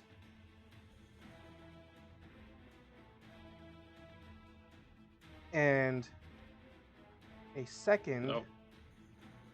but regular sized. Go smaller. Why won't you resize? Do it. Smoke Mephit. Yeah, it's always tough to get to the like tiny variants on a map. There we go. Summons Aw. in. Cute. A little baby. Mm-hmm. a baby. Yeah. Don't sound too happy. This baby can kill. And then the Smoke Mephit looks at this grouping right in front of it of Uh-oh. Narisin and Taruk and the Oh, no. civilians. Mm-hmm. And exhales a cone of smoldering ash. Please Ooh. give me a dexterity saving throws. Horrible. Horrible. Always fun. So that's dexterity saving throws from Narisin and Taruk. Oh no. So a Our 6, plate armor boy. a 6 from Taruk, but a Our 21 sprightly lady. from Narisin. So, Narisin, you avoid being blinded by this cone of smoke that got blasted right in your face, but it settles in more around Taruk's vision, and Taruk is now blinded. Like that. There's a Ooh. dodged out of the way to allow, like, Truk doesn't know it's coming. So, Ah. this blinded condition lasts until the end of the Mephit's next turn. I didn't want to ruin my clothes. Yeah, of course. Of course. All right, Understandable. Drew's character. It is your turn in the initiative order, and you see what's going on here. How would you like to act? He just dips. Yeah, So yeah, I the- run away. there is this one that's kind of like right next to you. This mud Mephit. Yeah, what But I'm gonna dude- do is I'm gonna take one of the books out of my belt of books, Okay. and I'm gonna open it up, and instead of it being an actual book, it's hollowed out and there's a dagger inside, and I'm gonna use that to stab him. Okay. Does he get sneak attack? No, because Come on, there's a person next to him. Certainly he's flanking. I mean, if you want to call it that way. Does this guy count? It did spawn in kind of like looking more towards the center and the left, so it's not entirely aware of you. So if you want sneak Alright. attack, I'll give it to you. All right. Well, does an 11 hit? An 11 on the mud. Mud, They Beats might it, be beats slightly it. higher. Oh, they are beats it, okay. Okay. Ooh. 10 damage. 10 Yay. damage. Yep. Okay. And 1 sneak attack. It just adds it in. That's crazy. Mm-hmm. Nice. Math. Sweet. Okay. Anything else on your turn? I am going to. Let's see. That was my action. So, with my bonus action, I'm gonna run over here and jump over this table and jump behind here. You gonna disengage? No, because when I get here, I'm gonna hide. Oh, So yeah, but like So, you have engaged with an enemy, so moving away from it means you would incur an opportunity attack. Right, I'm gonna take the opportunity attack because I'm Okay. gonna use my bonus action to hide Okay. instead of disengage. Okay. Okay, let's see if it wallops you or not. It rolled a 13. That is way under my armor class. Okay. Alright, so then you run over and hide. We go to Quinn, Hoodie's character. I like a couple of fruits in my hand, and I just hand them to the stall owner, and I just put my hand on top of his hand. You have to call the guards. I stand up fully, take the muslin hood off, loosen my belt. There's a clang as a giant shield falls out of it. I bend down, pick it up. Can I do like a perception check or insight check to understand? Because I wasn't paying attention to any of this. I want to understand the lay of the land, who's fighting versus who's trying to flee versus like who's been hit. Okay. I'm looking for excuses to heal. All the names are gone. It's okay. Shiver Grim. There we go. Yeah. So you are up here. So then that means you definitely see this Dragonborn and the Triton engaging with the smoke method in front of them. And then like all of these like otherwise vendors and customers like seem to be like cowering away. Can I see anything about like what the initiation of this was down here? You were aware that there was like some kind of like smashing sound and then an explosion of magic and then these elemental creatures appear. Okay. And these guys are still like here. Yeah. Locked in, whatever. Okay. Can I see? It's that not there's even really damage? been 6 seconds yet. Okay, yeah. Can I see that there's been like damage done to Shivergrim over here? I guess give me a perception check to see if you'd be able to see through the stalls or not. It's gonna be an 18. Yeah, sure. You do see these people puking too, I imagine. Yeah. So you would notice that there is one of them that went off this way and attacked someone over there. Right. Okay. With game plan in mind, the little leather cord I have with the sea glass, kind of whip it up into my hand, and I just clang on the shield, and I yell for guards. Okay. And then I will healing word Shivergrim down there just immediately. Oh, wow. Okay.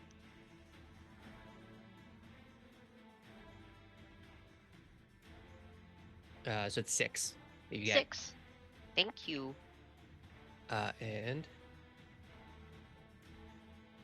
what? That's 20. So I can get over to there. I'll do that. Get like right to here. I'll kind of like slide in. I'm trying to get down to where the fountain area is. Okay. And then I will use Word of Radiance, which just sounds like a drop of water hitting pavement on the magma elemental. So I need a con saving throw. Con saving throw. Rolled 12. Rad. So that's gonna be 5 damage. Hmm. And this is radiant damage, I believe. Yep. Okay. 5 damage. Yep. And then Okay. I look at it because we're old enemies, me and Fire. Mm-hmm. And I try to be the target basically.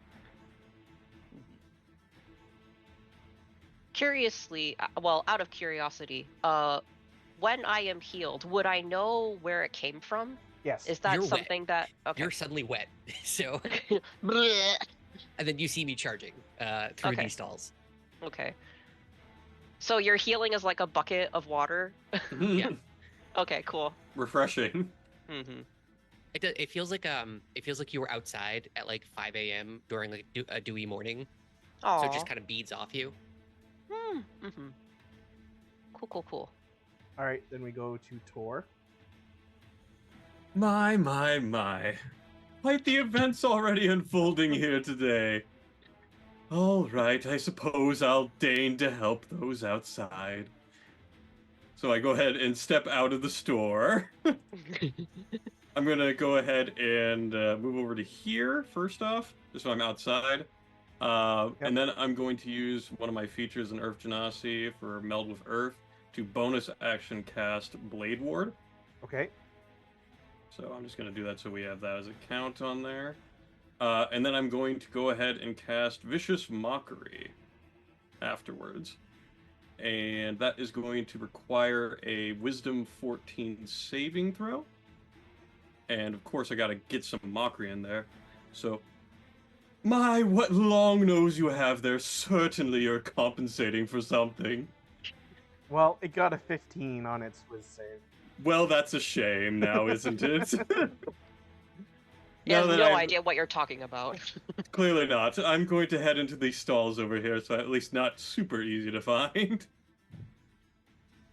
And that'll be my turn. Okay. And then that takes us to the Mud Mephit. And then it knows that it was hit and it's like looking around. They can't see like whatever it was that hit it. I got an 18 on my stealth to hide. Yeah. I You're the noticed that. stealthiest boy. So then it will just kind of like fly up here and look around.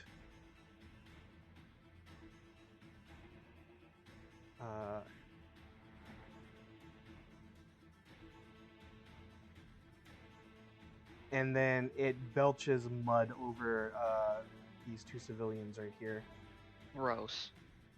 Lovely. And then that takes us back around to the top of the round with Taruk, who is blinded. Question about that. Yes. Yes. It says that the blinded effect affects my attack rolls, and also I fail on ability checks that require sight. Mm-hmm. So me casting Toll the Dead, which is just a thing that they save on, isn't affected by this because I'm not making an attack roll. But it's you point at a creature you can see. Is the way that Toll the Dead is worded. So I think you need to be able to see something in order to target it. Yep, it requires a pointing. So yeah, you couldn't do it.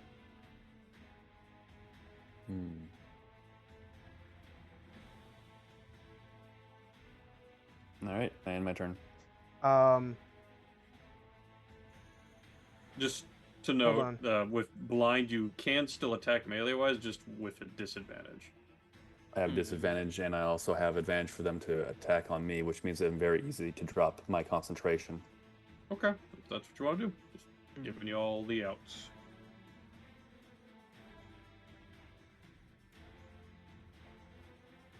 Okay. All right. I guess then we go to Narison. Narison is very set on her prey and is just shouting, "I hate them! I hate them! I hate them!"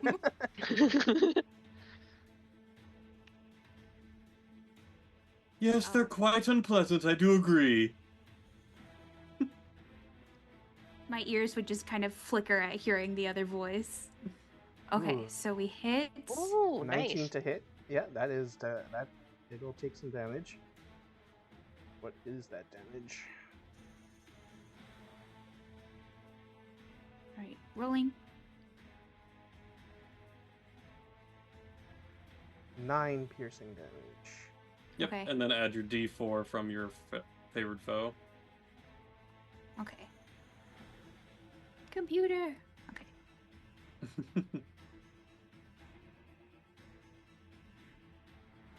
Nice. 12 Ooh, total. nice.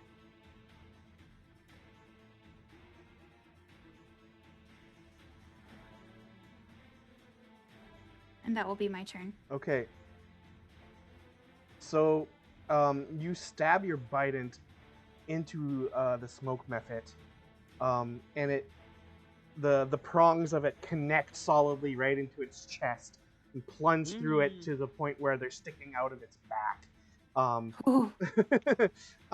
And then you can see like the elemental power that's empowering its form just kind of like dissipates, and like the smoke around its form disappears, and then it starts to glow, and then it goes poof, and it explodes as Oh, it no. dies.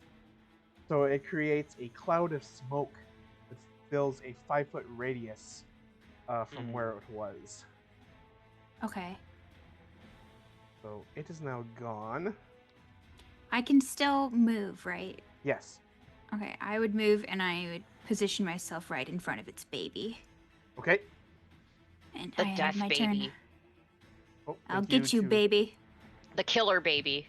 Thank you to whoever drew the. Gotcha. Okay. So you did an attack and you moved. Are you doing anything else, or is that all? That it? That's it. Okay. All right. Let me go over to this dust bit.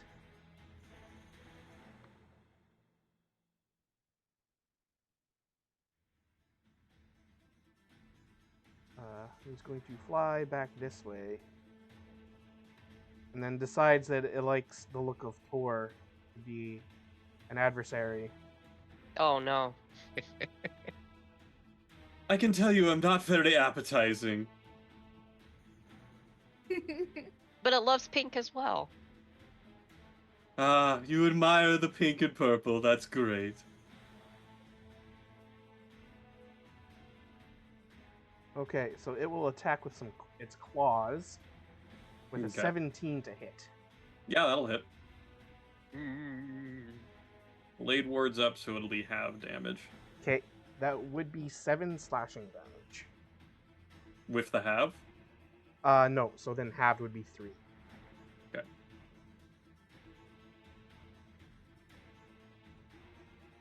Alright. Okay, and that takes us to the Magma Method.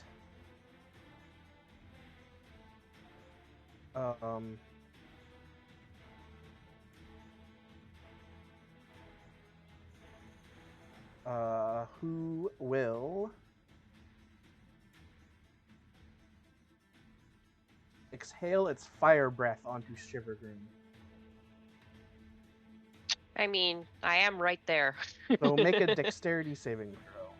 Dexterity saving throw. Du-du-du-du-du-du. That would be a 14. Okay, so you beat it. So you'll only take half of this roll, and I rolled 8, so you'll take 4 fire damage. 4 fire damage.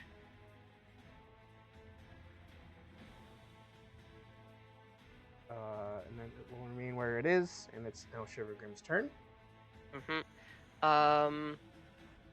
Well, I bonk it.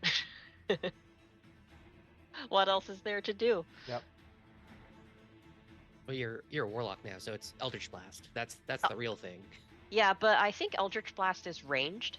So I would incur disadvantage if I tried using it here. But that is a 23 to hit. 23 is definitely a hit. Okay, and then damage. That is 14. Okay. 14 points of Eldritch bonk. So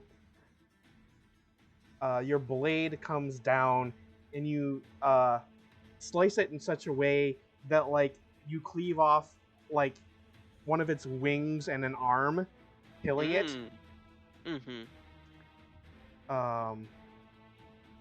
And then it explodes in a burst of lava. Oh, wonderful. Pleasant. So make another dexterity saving throw. Okay.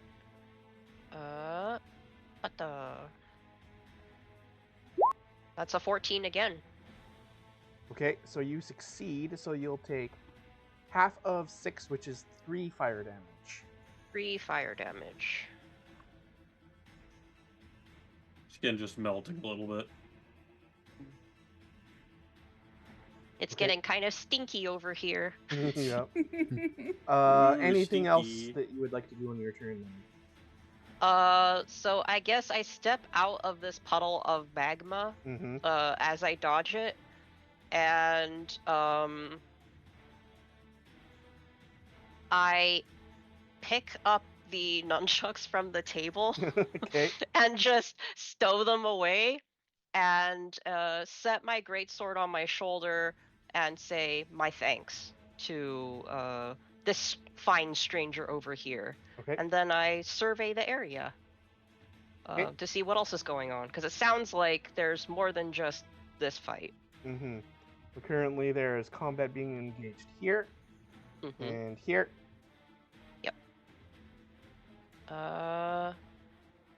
Let me see. I took an action already with the attack, so I don't think I can do what I wanted to do. Let me just check. Oh wait, I can use did I use a bonus action yet? Nope. No, okay. Let me see. With Armor of Weightlessness, I can jump. And that can apply to self, right? Yep. And jump. I'm just reading the spell currently, that's why. My jump distance is triple. I don't know what my jump distance is. But how do I find my jump distance? Yeah. I think it's like half of your movement. Let me double check that. Jumping. Long jump. Like you're jumping in a direction, and not Yeah, up. I'm jumping in a direction, not just a hop. What's your You strength score? you cover Oh, a number yeah. of feet equal to up to your strength score. Oh, if Okay. you move at least 10 feet on foot before you make a Okay. standing long jump, you can jump half of that distance. So half. If I do, half so of a your standing strength long score. jump, half of my strength score, that's 1. So I can jump 1 foot if I No, like jump you from stand. score, not modifier. Yeah, not the modifier, the score. Oh, okay. So I can jump 7 feet from standing, and how far is it? It's in here, 40. If you 3 do 10 times foot running, though. 3 times 7 is the 21. Mm-hmm. So if I jump from standing, I would be here. And does that count as part of my regular movement? No, I believe it. Oh, hold on. Touch creature, jump distance. My jump distance triples.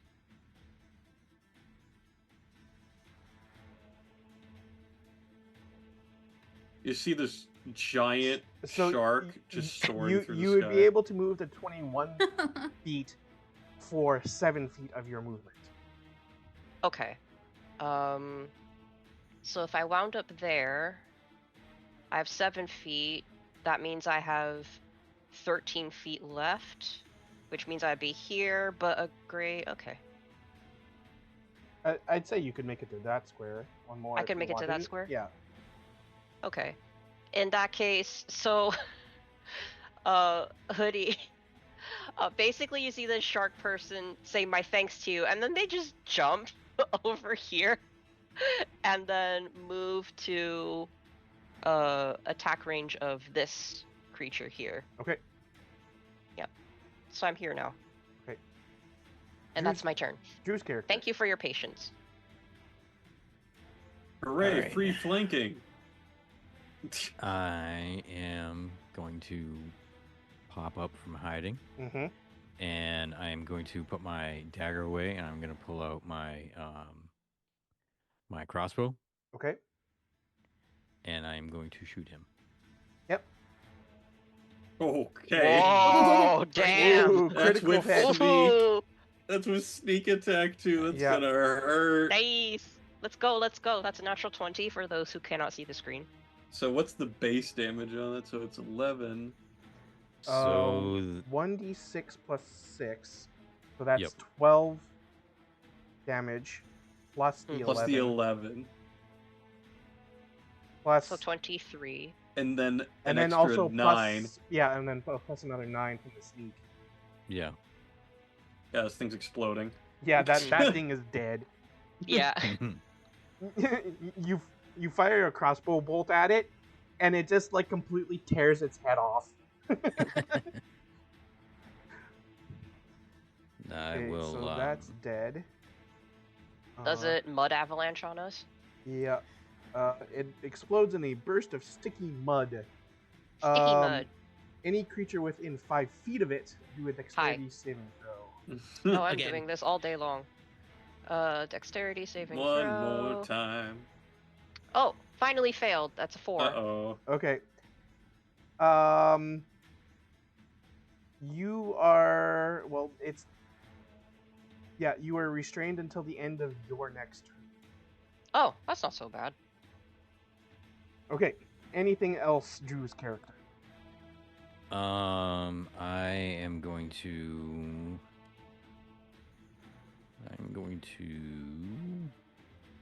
I did not think I was going to get a crit on that.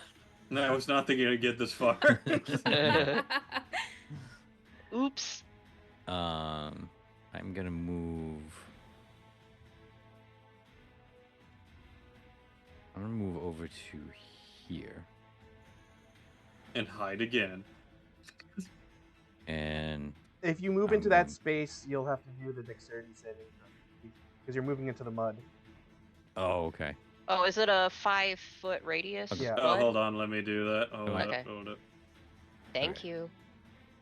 Yeah, just any of the squares that are affected in that, just assume that's the mud area. All right, then I'm gonna. I'm gonna hop back over the table here.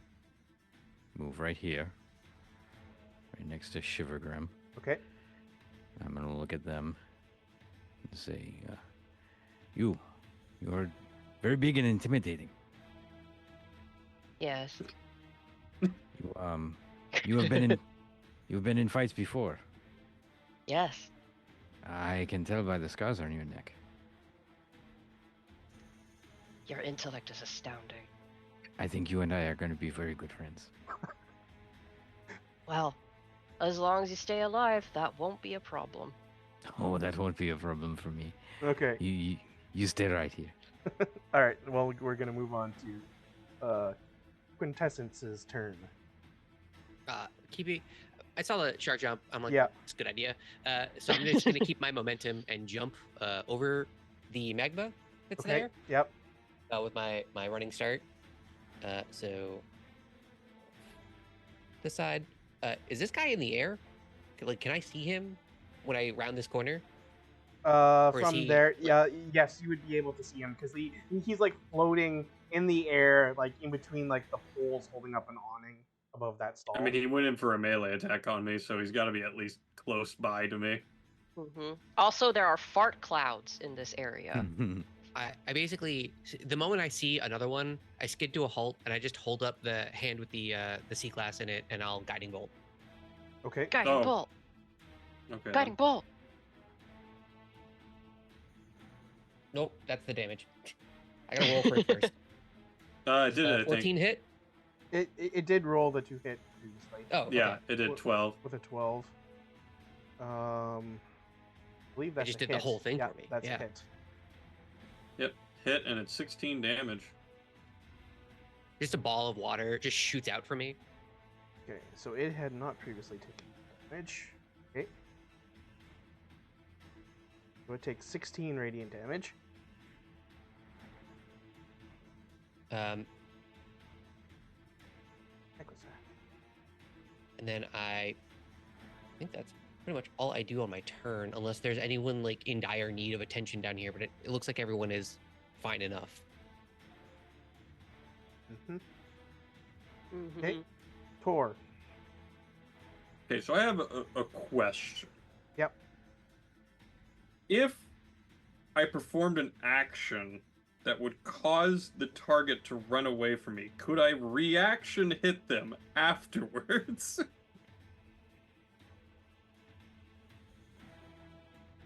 Yes, because you get one reaction per round. Mhm. Yes.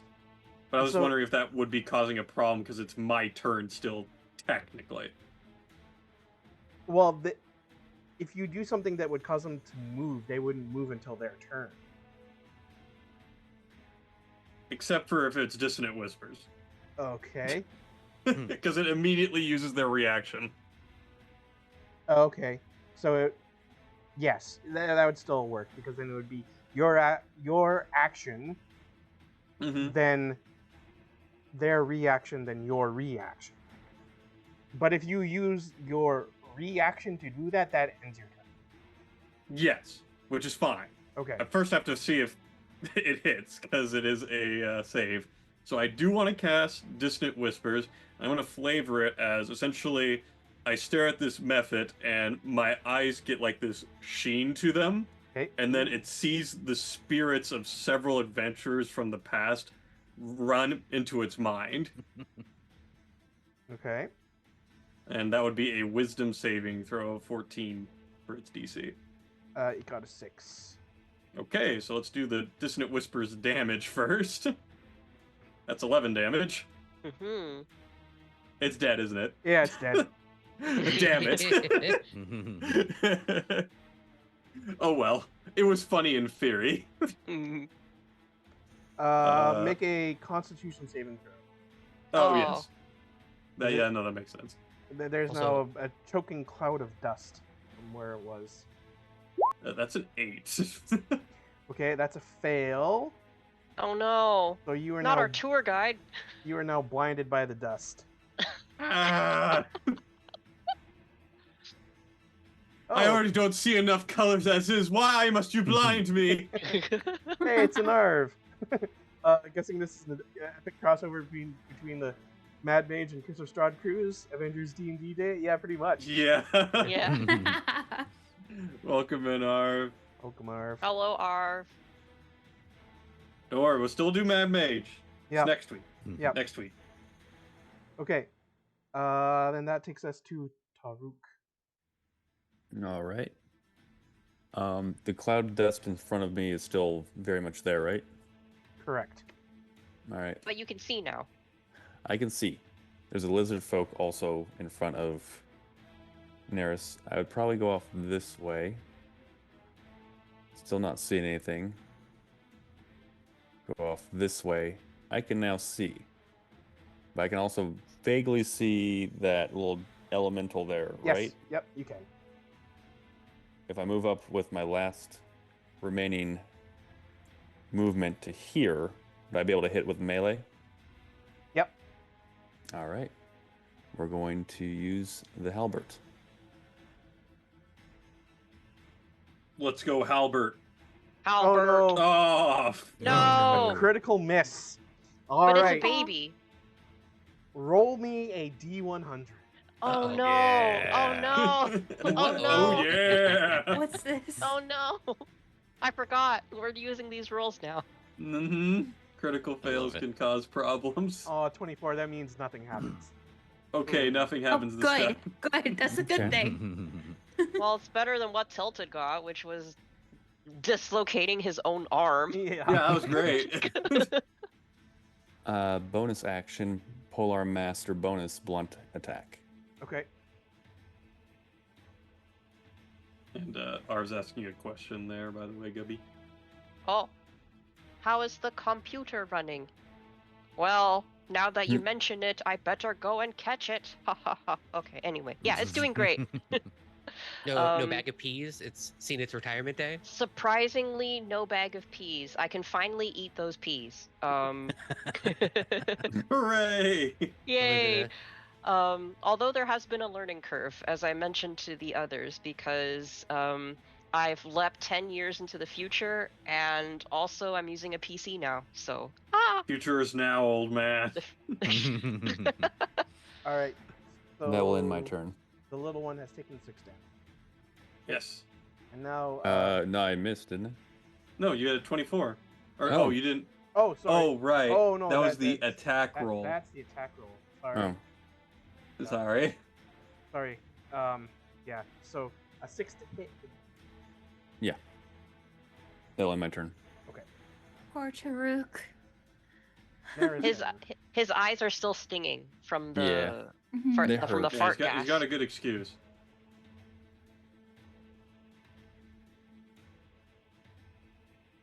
Narison?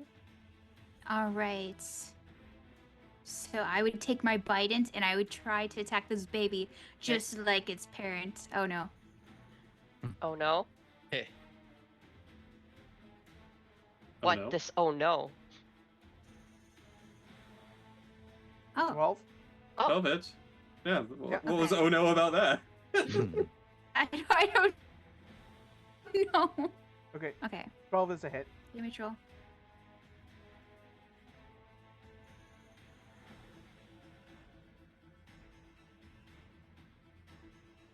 Let's see. My computer is thinking. There we go. Oh. I've passed my cursed Dang. computer energy onto you, seemingly. No. Sorry. 14 piercing damage. Oh. Jesus. Ooh. And now. Bye bye, baby. Yeah, because Goodbye, it's baby. Because it's a small one that kills it. Congratulations. Glorious. You have completed the combat. Mhm. But And what about I- these fine souls here? Oh, sorry. Cool. Is the first I enemy. will vanquish the baby and step forward to the altercation I witnessed earlier and the cause of this whole ordeal.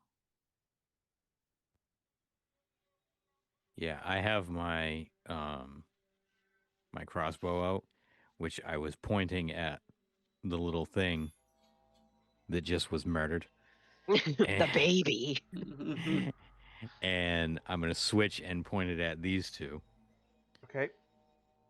Quinn's walking over and is going to immediately cast Channel Divinity for the spritz to happen, to put out all the dust and fire and whatever Mhm. in this area and heal everyone here back up to full. Okay. Aw. Aw. That's the Can I have sheltering a sprite. description of the person that was cutting the pouches? Yes. So, they were a cloaked figure. And this is actually one of the rare humans. Skin him. What? Wear his skin. We must wear his skin. We must wear his skin. He almost could be mistaken for an Earth Genasi at first, because he has kind of like dusky tan skin, but he has like a salt and pepper beard, and he looks like quite Flesh. He looks like flesh. he looks like flesh. He looks very weathered, and he has dark circles around his eyes. And he's also just kind of been like standing there, like waiting to see what's been happening. And the kobold that he was stealing from has turned around, and has gotten like right up in his face, and like grabbed him by like his shirt, and is like yelling at him in Draconic, and he just like seems to be like he doesn't seem to know what's going on. I would be able to understand that. Okay. The kobold is basically saying very rude things about his parents, his parentage. Does the man look surprised by what happened? Yes. Okay. Stop right there, guards. Please. Take care of this thief. And I would turn my attention towards the kobold. And look at them in complete shock that they would have. I saw that it was a stone that exploded, right? Mm-hmm. Yes. Yeah. Why is it that you have such an item? It's probably like a bit larger than fist size. and you can still see the pieces of it on the ground, and now it just kind of looks mostly kind of like um, obscured quartz. But when it was whole, it was like swirling with um, like browns, lots of shades of brown mostly, with little flecks of like gray or red. um, yeah, but now um, some dragonborn guards are approaching and are inquiring as to what was going on. So then they see um, Quinn and recognize Quinn, and ask like, what happened here? Were you involved? It was a. I look at the kobold. Do I know? Is this kobold from anywhere? Is this of note? This type of magic? Like, is this a notable figure from the city, or is this just like a wandering guy that had some magic that was very dangerous to passersby? Yeah, he's new to the city, not from here. Is this type of magic illegal here? It is not. Okay. I look at the kobold with a little bit of disgust, simply because he put other people in danger just by having it around outside. But I quickly look back to the guards. A gem of sorts was cut from the kobold in a. I look sadly down at the human, a botched mugging attempt, and I point at everyone who helped fight amongst the crowd here. These fine people stood up and helped their fellow citizens. I smile. It's a very insincere smile. And So just teeth just all showing. the dragonborn guard who was addressing you, he looks at the thug and his eyes narrow, and then he calls to his comrades and says, "Take him to the stockades." Oh. No. Which one? Both? One? Who could it be? the the unscaly. Ah, of course, of course. Now, seems the rest of you have done a good service to the city. I would like you to come with me to meet Jagan. Is And lead this us a to a name? world of pure imagination? Now, those of you who have been in the city for at least a couple months can give me a history check. History. Someone who's lived there here their entire life? Is that with advantage? Advantage. Yep. Can I get, yeah, I was gonna say, could I get advantage too? It's so nice not to have a negative modifier for int. Dang. Okay, so with the advantage, I got a 15. 11. 15 as well. 15, 11, I am 15. I don't know nothing. Yeah. Well, you haven't been here long, it's understandable. It's also because you've been busy judging everybody. Yeah. That's all you need to know. Why would you need to know who this Jagan is? Yeah. True. I'm going to twirl my hand crossbow around like a gunslinger and put it Okay. back in the holster Okay. and look over at Shivergrim and go, who is this Jagon they speak of?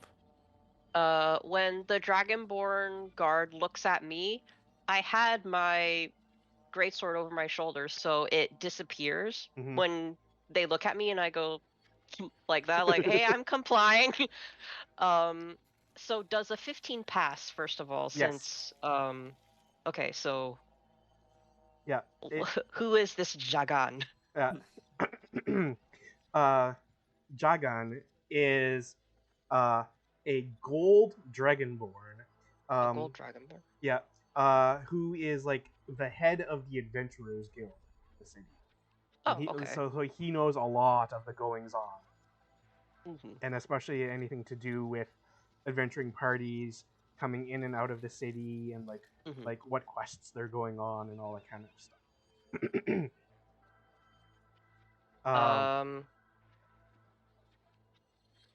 Does he smell delicious? Jagan? Does Jagan smell Yeah. delicious? Yeah. Like, as a shark, would he smell delicious to me? Probably not. Okay. In I'm that no case, longer interested. okay, in that case, then I relay this information to my apparent new friend, except along with saying gold dragonborn, Mm-hmm. I add unappetizing. Unappetizing gold dragonborn Mm-hmm. to the description of who this person is. Uh, And I say it as an aside because, of course, the guards are still addressing us, but I answer the question. Unappetizing. Oh. Right. Did he say good Jagond? Seems like a good person to know then. Yes. If you want to make good coin, he is a good person to know. He seems like he would know a lot of people in the city too. Mm-hmm. I turn around to the guards. Right now, is this required of this to go right now? Immediately is preferred. But if you must dally, make sure that you come within the next half hour. Oh, Well, certainly we can make time now. The market is all sorts of a buzz, dealing with all the cleanup afterwards, all clearly. I'll take out a Are small clay pot. I'll create water in it. I'll hand it to the guard taking the human away. Mercy for before the stockades, and then I'll acquiesce to go wherever they want to go. okay. are the guards leading us to the Adventurers Guild? Just the one. Oh, just the one. Okay. Yeah. In that case, as we are leaving, I'm going to saunter, if it is possible for a gigantic shark person to saunter over to him, but like very casually, and say, before you lead us away, you may want to consider the route.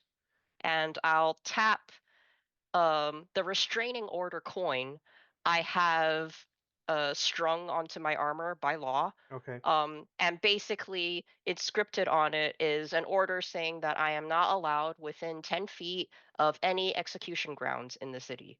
Okay. So I'm just letting him know he can't lead us anywhere within that. Otherwise, I can't follow. So he'll look at this, identifying the coin, and then he raises his scaled brow, and then he just kind of shrugs. He's like, "Okay." I'd probably go over as well as we're walking along, like kind of leading in front, and talk to the guard briefly. And there's many attire all over me, but there is actually like symbols and such on me. One of them would be like a badge for a parole officer. Like, don't worry, I have it covered. In pink. In pink, of course, yes. Mm-hmm. Okay, and that is where we'll end it. That was so much fun. Yeah. Very good, very good. Nobody died. That That's was my great. worry. Important. Yay! Yep. That first hit was scary though. 8 damage to level 2 characters. I was like, oh dang. All right. Mhm. Close to half their HP or something like that. Yep. Yeah, I'm very happy I took the feat that made me extra beefy. Otherwise, I definitely would have keeled over at some point. Hmm. I'm glad I got enhanced blade ward. That's fun. Yeah. Yeah. Everyone's healed to full. Whatever damage was taken. Hmm. Oh, Yeah. My healing rain does it's 2d4 per round, so oh, you're good. got it.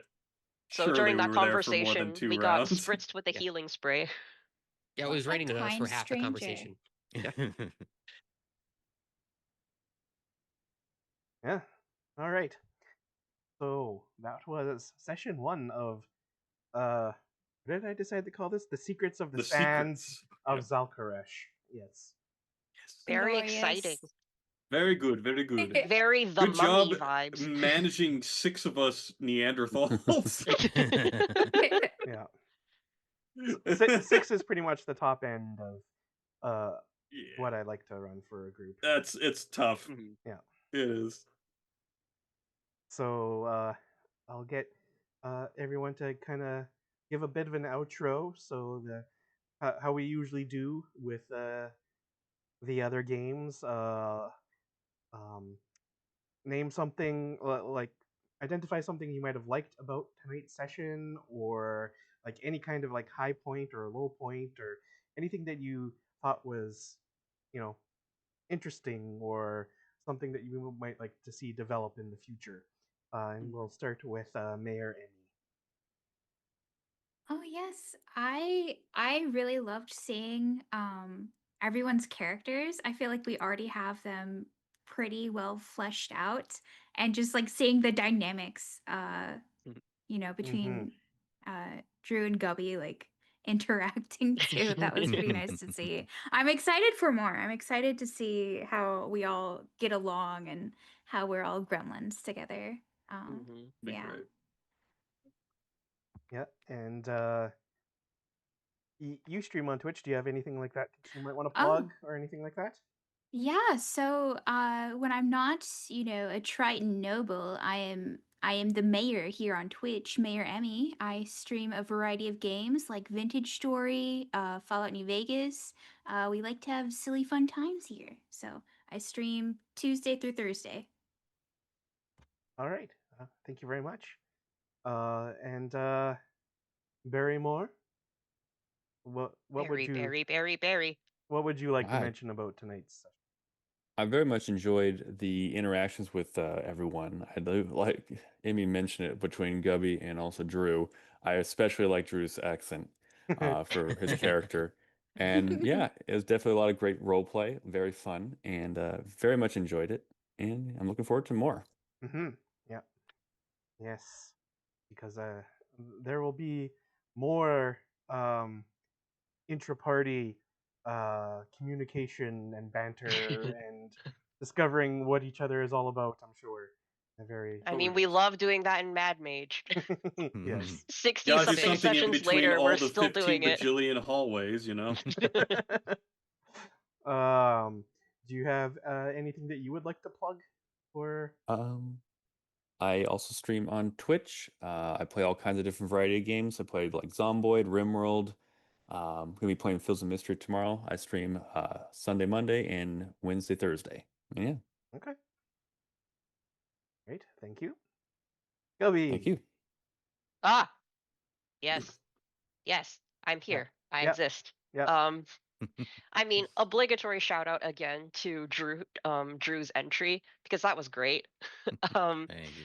but also shout out to Hoodie's character Quinn, who is the complete opposite of Basil. I was just so delighted at Quinn's entire existence just because Goofless. Quinn is not Basil to such Yeah. an incredible degree.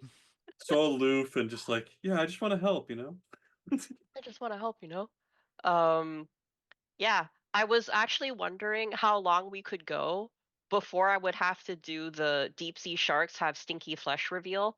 But here we are. uh, Yeah. we just One hit that session. milestone immediately.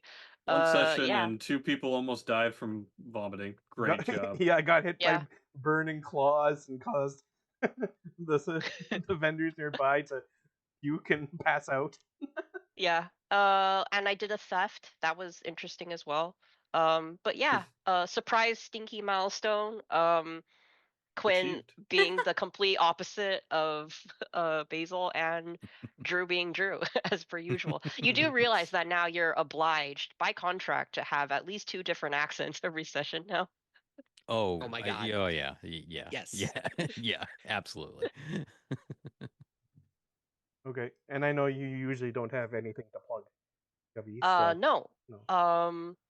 Although Tilted has been asking me, oh, so now that you have a computer that doesn't run off a bag of peas, are you going to stream? Uh, Look, I'm 10 years from the past, okay? Don't ask me these things. I can help you Give me set it up. Come I was give me a streaming in few weeks on. to think about 2014. it. It's fine. Yeah, streaming existed in 2014. Yeah. Yeah. Um, but maybe I'll stream a bag of peas. I don't know. Stream That would- Elden Ring. You know you want to. that'd be Oh great, though. yeah. Maybe I could even run it. Well, we'll see what the machine can do. Hmm. Yeah. Well, it sounded like your machine is like more powerful than mine. So Yeah, I don't know. Maybe, but after, dragging my dead machine over the finish line, I am I don't trust these plastic creatures. Mm, They got metal in them. yeah, they got metal, just like the last one, and it still needed a bag of peas, so I mean, yeah, but computers are literally sand rocks that we forced lightning into, and then they do magic. yeah, cursed creatures all around. It's just a But bunch of on-off switches. yeah, but maybe I'll be persuaded to do the streaming thing, but of course I would have to go through a learning curve and all of that. But yeah, One of us. One of us. Right. Yeah. one of us. We're all streamers here. You're eventually getting in there. Oh boy. Yeah, but that's it for me. Okay, thanks, Gubby. Hoodie. That's me. Yep. It's weird to be goofless, man. I saw so many joke openings and I took none of them, and I didn't. There's nothing. There's nothing. It's a dry lake bed. And man, I got to play a full caster, and that just feels so good again. Oh, it was everything I wanted to cast Guiding Bolt, and be able. It was just great. It was everything. I miss being a full caster so much. It's gonna be a weird juxtaposition to do this and then Basil and then this and then Basil. I think my brain's gonna hurt a little bit. Favorite part though was Gubby mentioning just the tiniest drop of lore of like the I'm shopping for a young turtle, and I was like, hey, that's some lore. That's some juicy lore. You're kind of like leaving on the table here for all of us. And then it just kind of went away into the TMNT joke, but that was great. Getting to see the start of everything is always fun. So I just can't wait to see what happens. It's so weird. It's so weird to be this guy. I might just stream tomorrow if I didn't hitch it all today. So who knows? Maybe it just kind of fix itself. Mhm. Because I have a bunch of puzzle games to get to, and I want to play Eugenics also Yes. because it just came out. Eugenics and TR49 Yes. and the Drifter, and so many games. So maybe I'll stream at some point. Maybe I won't. Who knows? Who knows? All right, thanks, Hoodie. Drew. Oh, I loved the vignettes in the beginning. That was great. That's so cool to start a campaign with like each person by themselves, you know? Mm-hmm. Yeah. Also, I love how different Tilted and Gubby and Hoodie's characters are. They're like from almost Mad Mage. exact It's- opposites. Yeah. it's like- My character's like super inconspicuous on the main campaign, and then we're over here. I am so out there. Look, Cruz Swain needs to let loose a little sometimes. Yeah.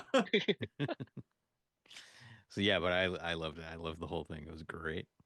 We got a little bit of RP. We got the opening lore. We got a little bit of RP. We got a little bit of fighting. Mhm. What more could you ask for? Exactly. Mm-hmm. We could have skinned that guy. We should have skinned that guy. Except that that We're Garth going to showed the up. stocks. There's still opportunity. I really thought that was like on the table when it was. You mentioned that. Oh, it's a human, and I was like, oh. Me as a player, I'm like, oh god, what are we about to see? Is this the backflip? Oh no. It's a non-scaly too, so it seems like no one really cares if he's living or dying. All right. But yes, you can find me over at my channel at Drew the Damager. I stream on Sundays and Tuesdays, and I am currently playing Expedition 33, Oh. Nice. which is fucking amazing. It's Yeah. really good. I also Yeah. have to play it. The There's writing so many in good it games. is spot on. It's so good. All right. Well, thank you, Drew. And then to close us out, Tilted. It's me. Hi. Hello, everyone. Fury. No. Today No, I'm no, no. tour guide. Tour guide. But yes, it was great. I did enjoy being able to do something that's a little bit more bombastic. I'll get in more into character as time goes by. Mhm. I'm trying to, because there is 6 people actively here. I don't want to just start being super bombastic and then just take over conversations because then I feel really bad. So I've been kind of like just taking a little bit back seat on that, but we'll see. We'll see how it goes as we progress. Favorite thing, bar none, it has to be Drew's intro for sure. That shit was amazing. I loved, like, you fooled me into thinking that was going to be your accent throughout the entire That's campaign. Like, exactly oh why I my did it. god, this is going to be amazing. And then you switched it up and like, that's still amazing. I love fucking with my friends. It's great. I loved it, man. So thank you very much for that. And it was very nice to build off of that. I mean, obviously we weren't as prepared as you were for it, but it was nice to go and give everyone a little bit of extra background, if not fully going into their backstory. Um, but yeah, in terms of where you can find me, I'm going to be streaming pretty much every day throughout the weekend here, Mugenics. So if that's something you're into, definitely go check it out. Otherwise, I usually stream on weekends, but I've been trying to really pump the release as much as possible. Mhm. All right. Well, thank you, everyone. Um, I had a blast with this first proper like session 1 after we had like a session 0 and 0.5.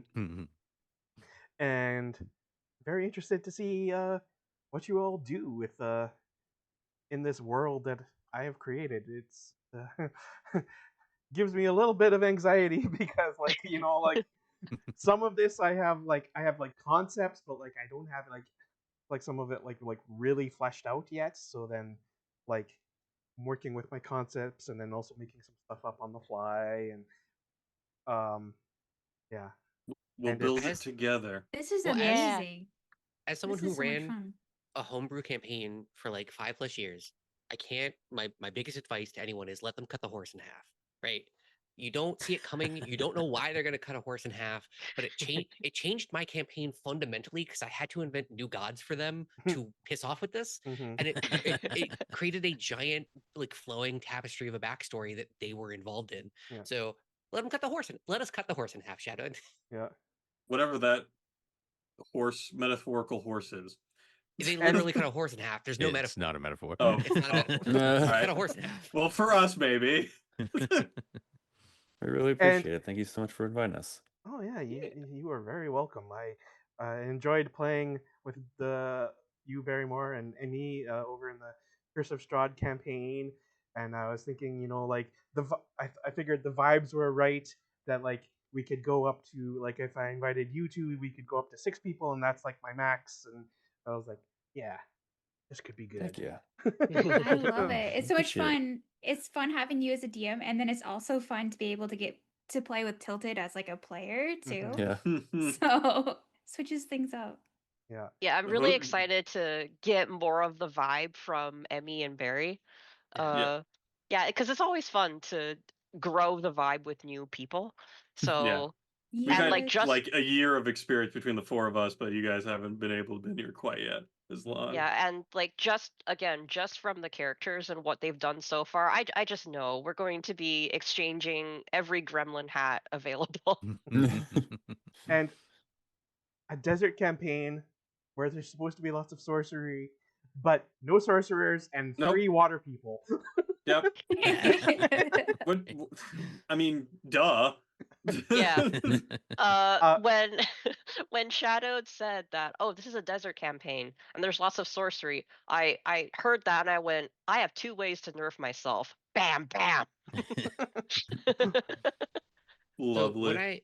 when I can create a tidal wave, can I put the 2 Tritons like on it to surf it? Is that how that works? Would we know how to Sweet. surf? Yes. I would imagine so. I could send a shark rocket straight out with a tidal wave. If we find more of my kind, you could make a Sharknado. Oh my. I do get Maelstrom at some point, so hey, listen, Bobby and Emmy are on deck. Let's Mhm. go. Let's go, let's go. Yeah, and we did go quite late, Yeah. but that was mostly due to growing pains because I decided to put in much more production value than I originally intended. How dare you? When We you said that we appreciate were it, man. streaming, I quickly went to my emails to see if you talked to me about graphics at some point between yesterday and today, and I was like, "Oh my god!" Yeah, I was like, "Did I miss it? Oh no, am I a bad friend?" no, you're good because yeah. Oh, So uh, we will figure out at some point when we will be back with more of this campaign. We haven't even discussed that yet at all. So, I don't Flying know. by the seat of our pants, as it were. Yep, just Yeah. probably keep an eye out. I usually post stuff about it in say like Drew's Discord or Valerie and Eric's Discord or Arv's Discord or My Blue Sky, somewhere amongst those things. I'll Among Us. damn you. Anyway, so that's it for tonight. Thanks to everyone who stopped by and people who were in chat. Like we had a lot of people stop by. Like there was Prince Justin and Triffid and Pagey Cakes and Pesky, Pesky I think. Fox. Yeah. Don't forget the Tim. most imaginary man of them all, Arv. Yeah. That's And right. Arv, Tim Coolish. I think was there. Did I see Nonstop in here too? And Third Yeah, we had Shifts? nonstop. Yeah. Yep. Like at one point, I think we had like close to like 20 people watching. Yeah. One of the times that I checked it was 17 Yeah. people watching. Mhm.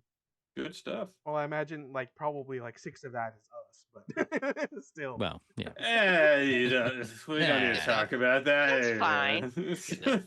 So anyway, yeah, I think I'm glad I made the decision to. Yeah, Aw. it was Yes. fun. Heck yeah. Yeah. Yeah. You did great. hmm Good And work, again, good like, work. thank you for inviting us into this world where Yeah. we can Yeah. Yeah. be gremlins. Uh-huh. Where we can literally break it in half at some point, maybe. But let's avoid that for at least the first few sessions. Yep. Yep. And then Cut that horde in half and let's eat it. Nom nom Eat nom that nom horse nom. with me. yep. And then next time, whenever we do it, it'll be fun to throw some quest ideas at the party and see what they bite on. Mm. Mm. So yeah. Again, thanks everyone. I guess that's really about it for us. Because I don't Want to have raid out to anyone? not tonight. It's late. Okay, fair enough. thank you for DMing. Yes, Oh, Yes, thanks yeah. again. thank you for DMing Thank as always. you. Thank you for homebrewing an entire fucking world. Yeah, that you've been working on since COVID. It's not Right. easy. Yeah. Pre-COVID. I'm pretty sure I first started like making notes about this world in like 2018 or 2019. Dang, damn. son. And it was mostly just because like I was like, I want to do this. I was like, I may never play in this world or DM anything in this world, but like I have these fun ideas. Mhm. So, yeah. That's where Anyway. the magic comes in. Thanks everyone. We'll be back at some point. Have a good Yep. night. Bye-bye. Bye. Bye.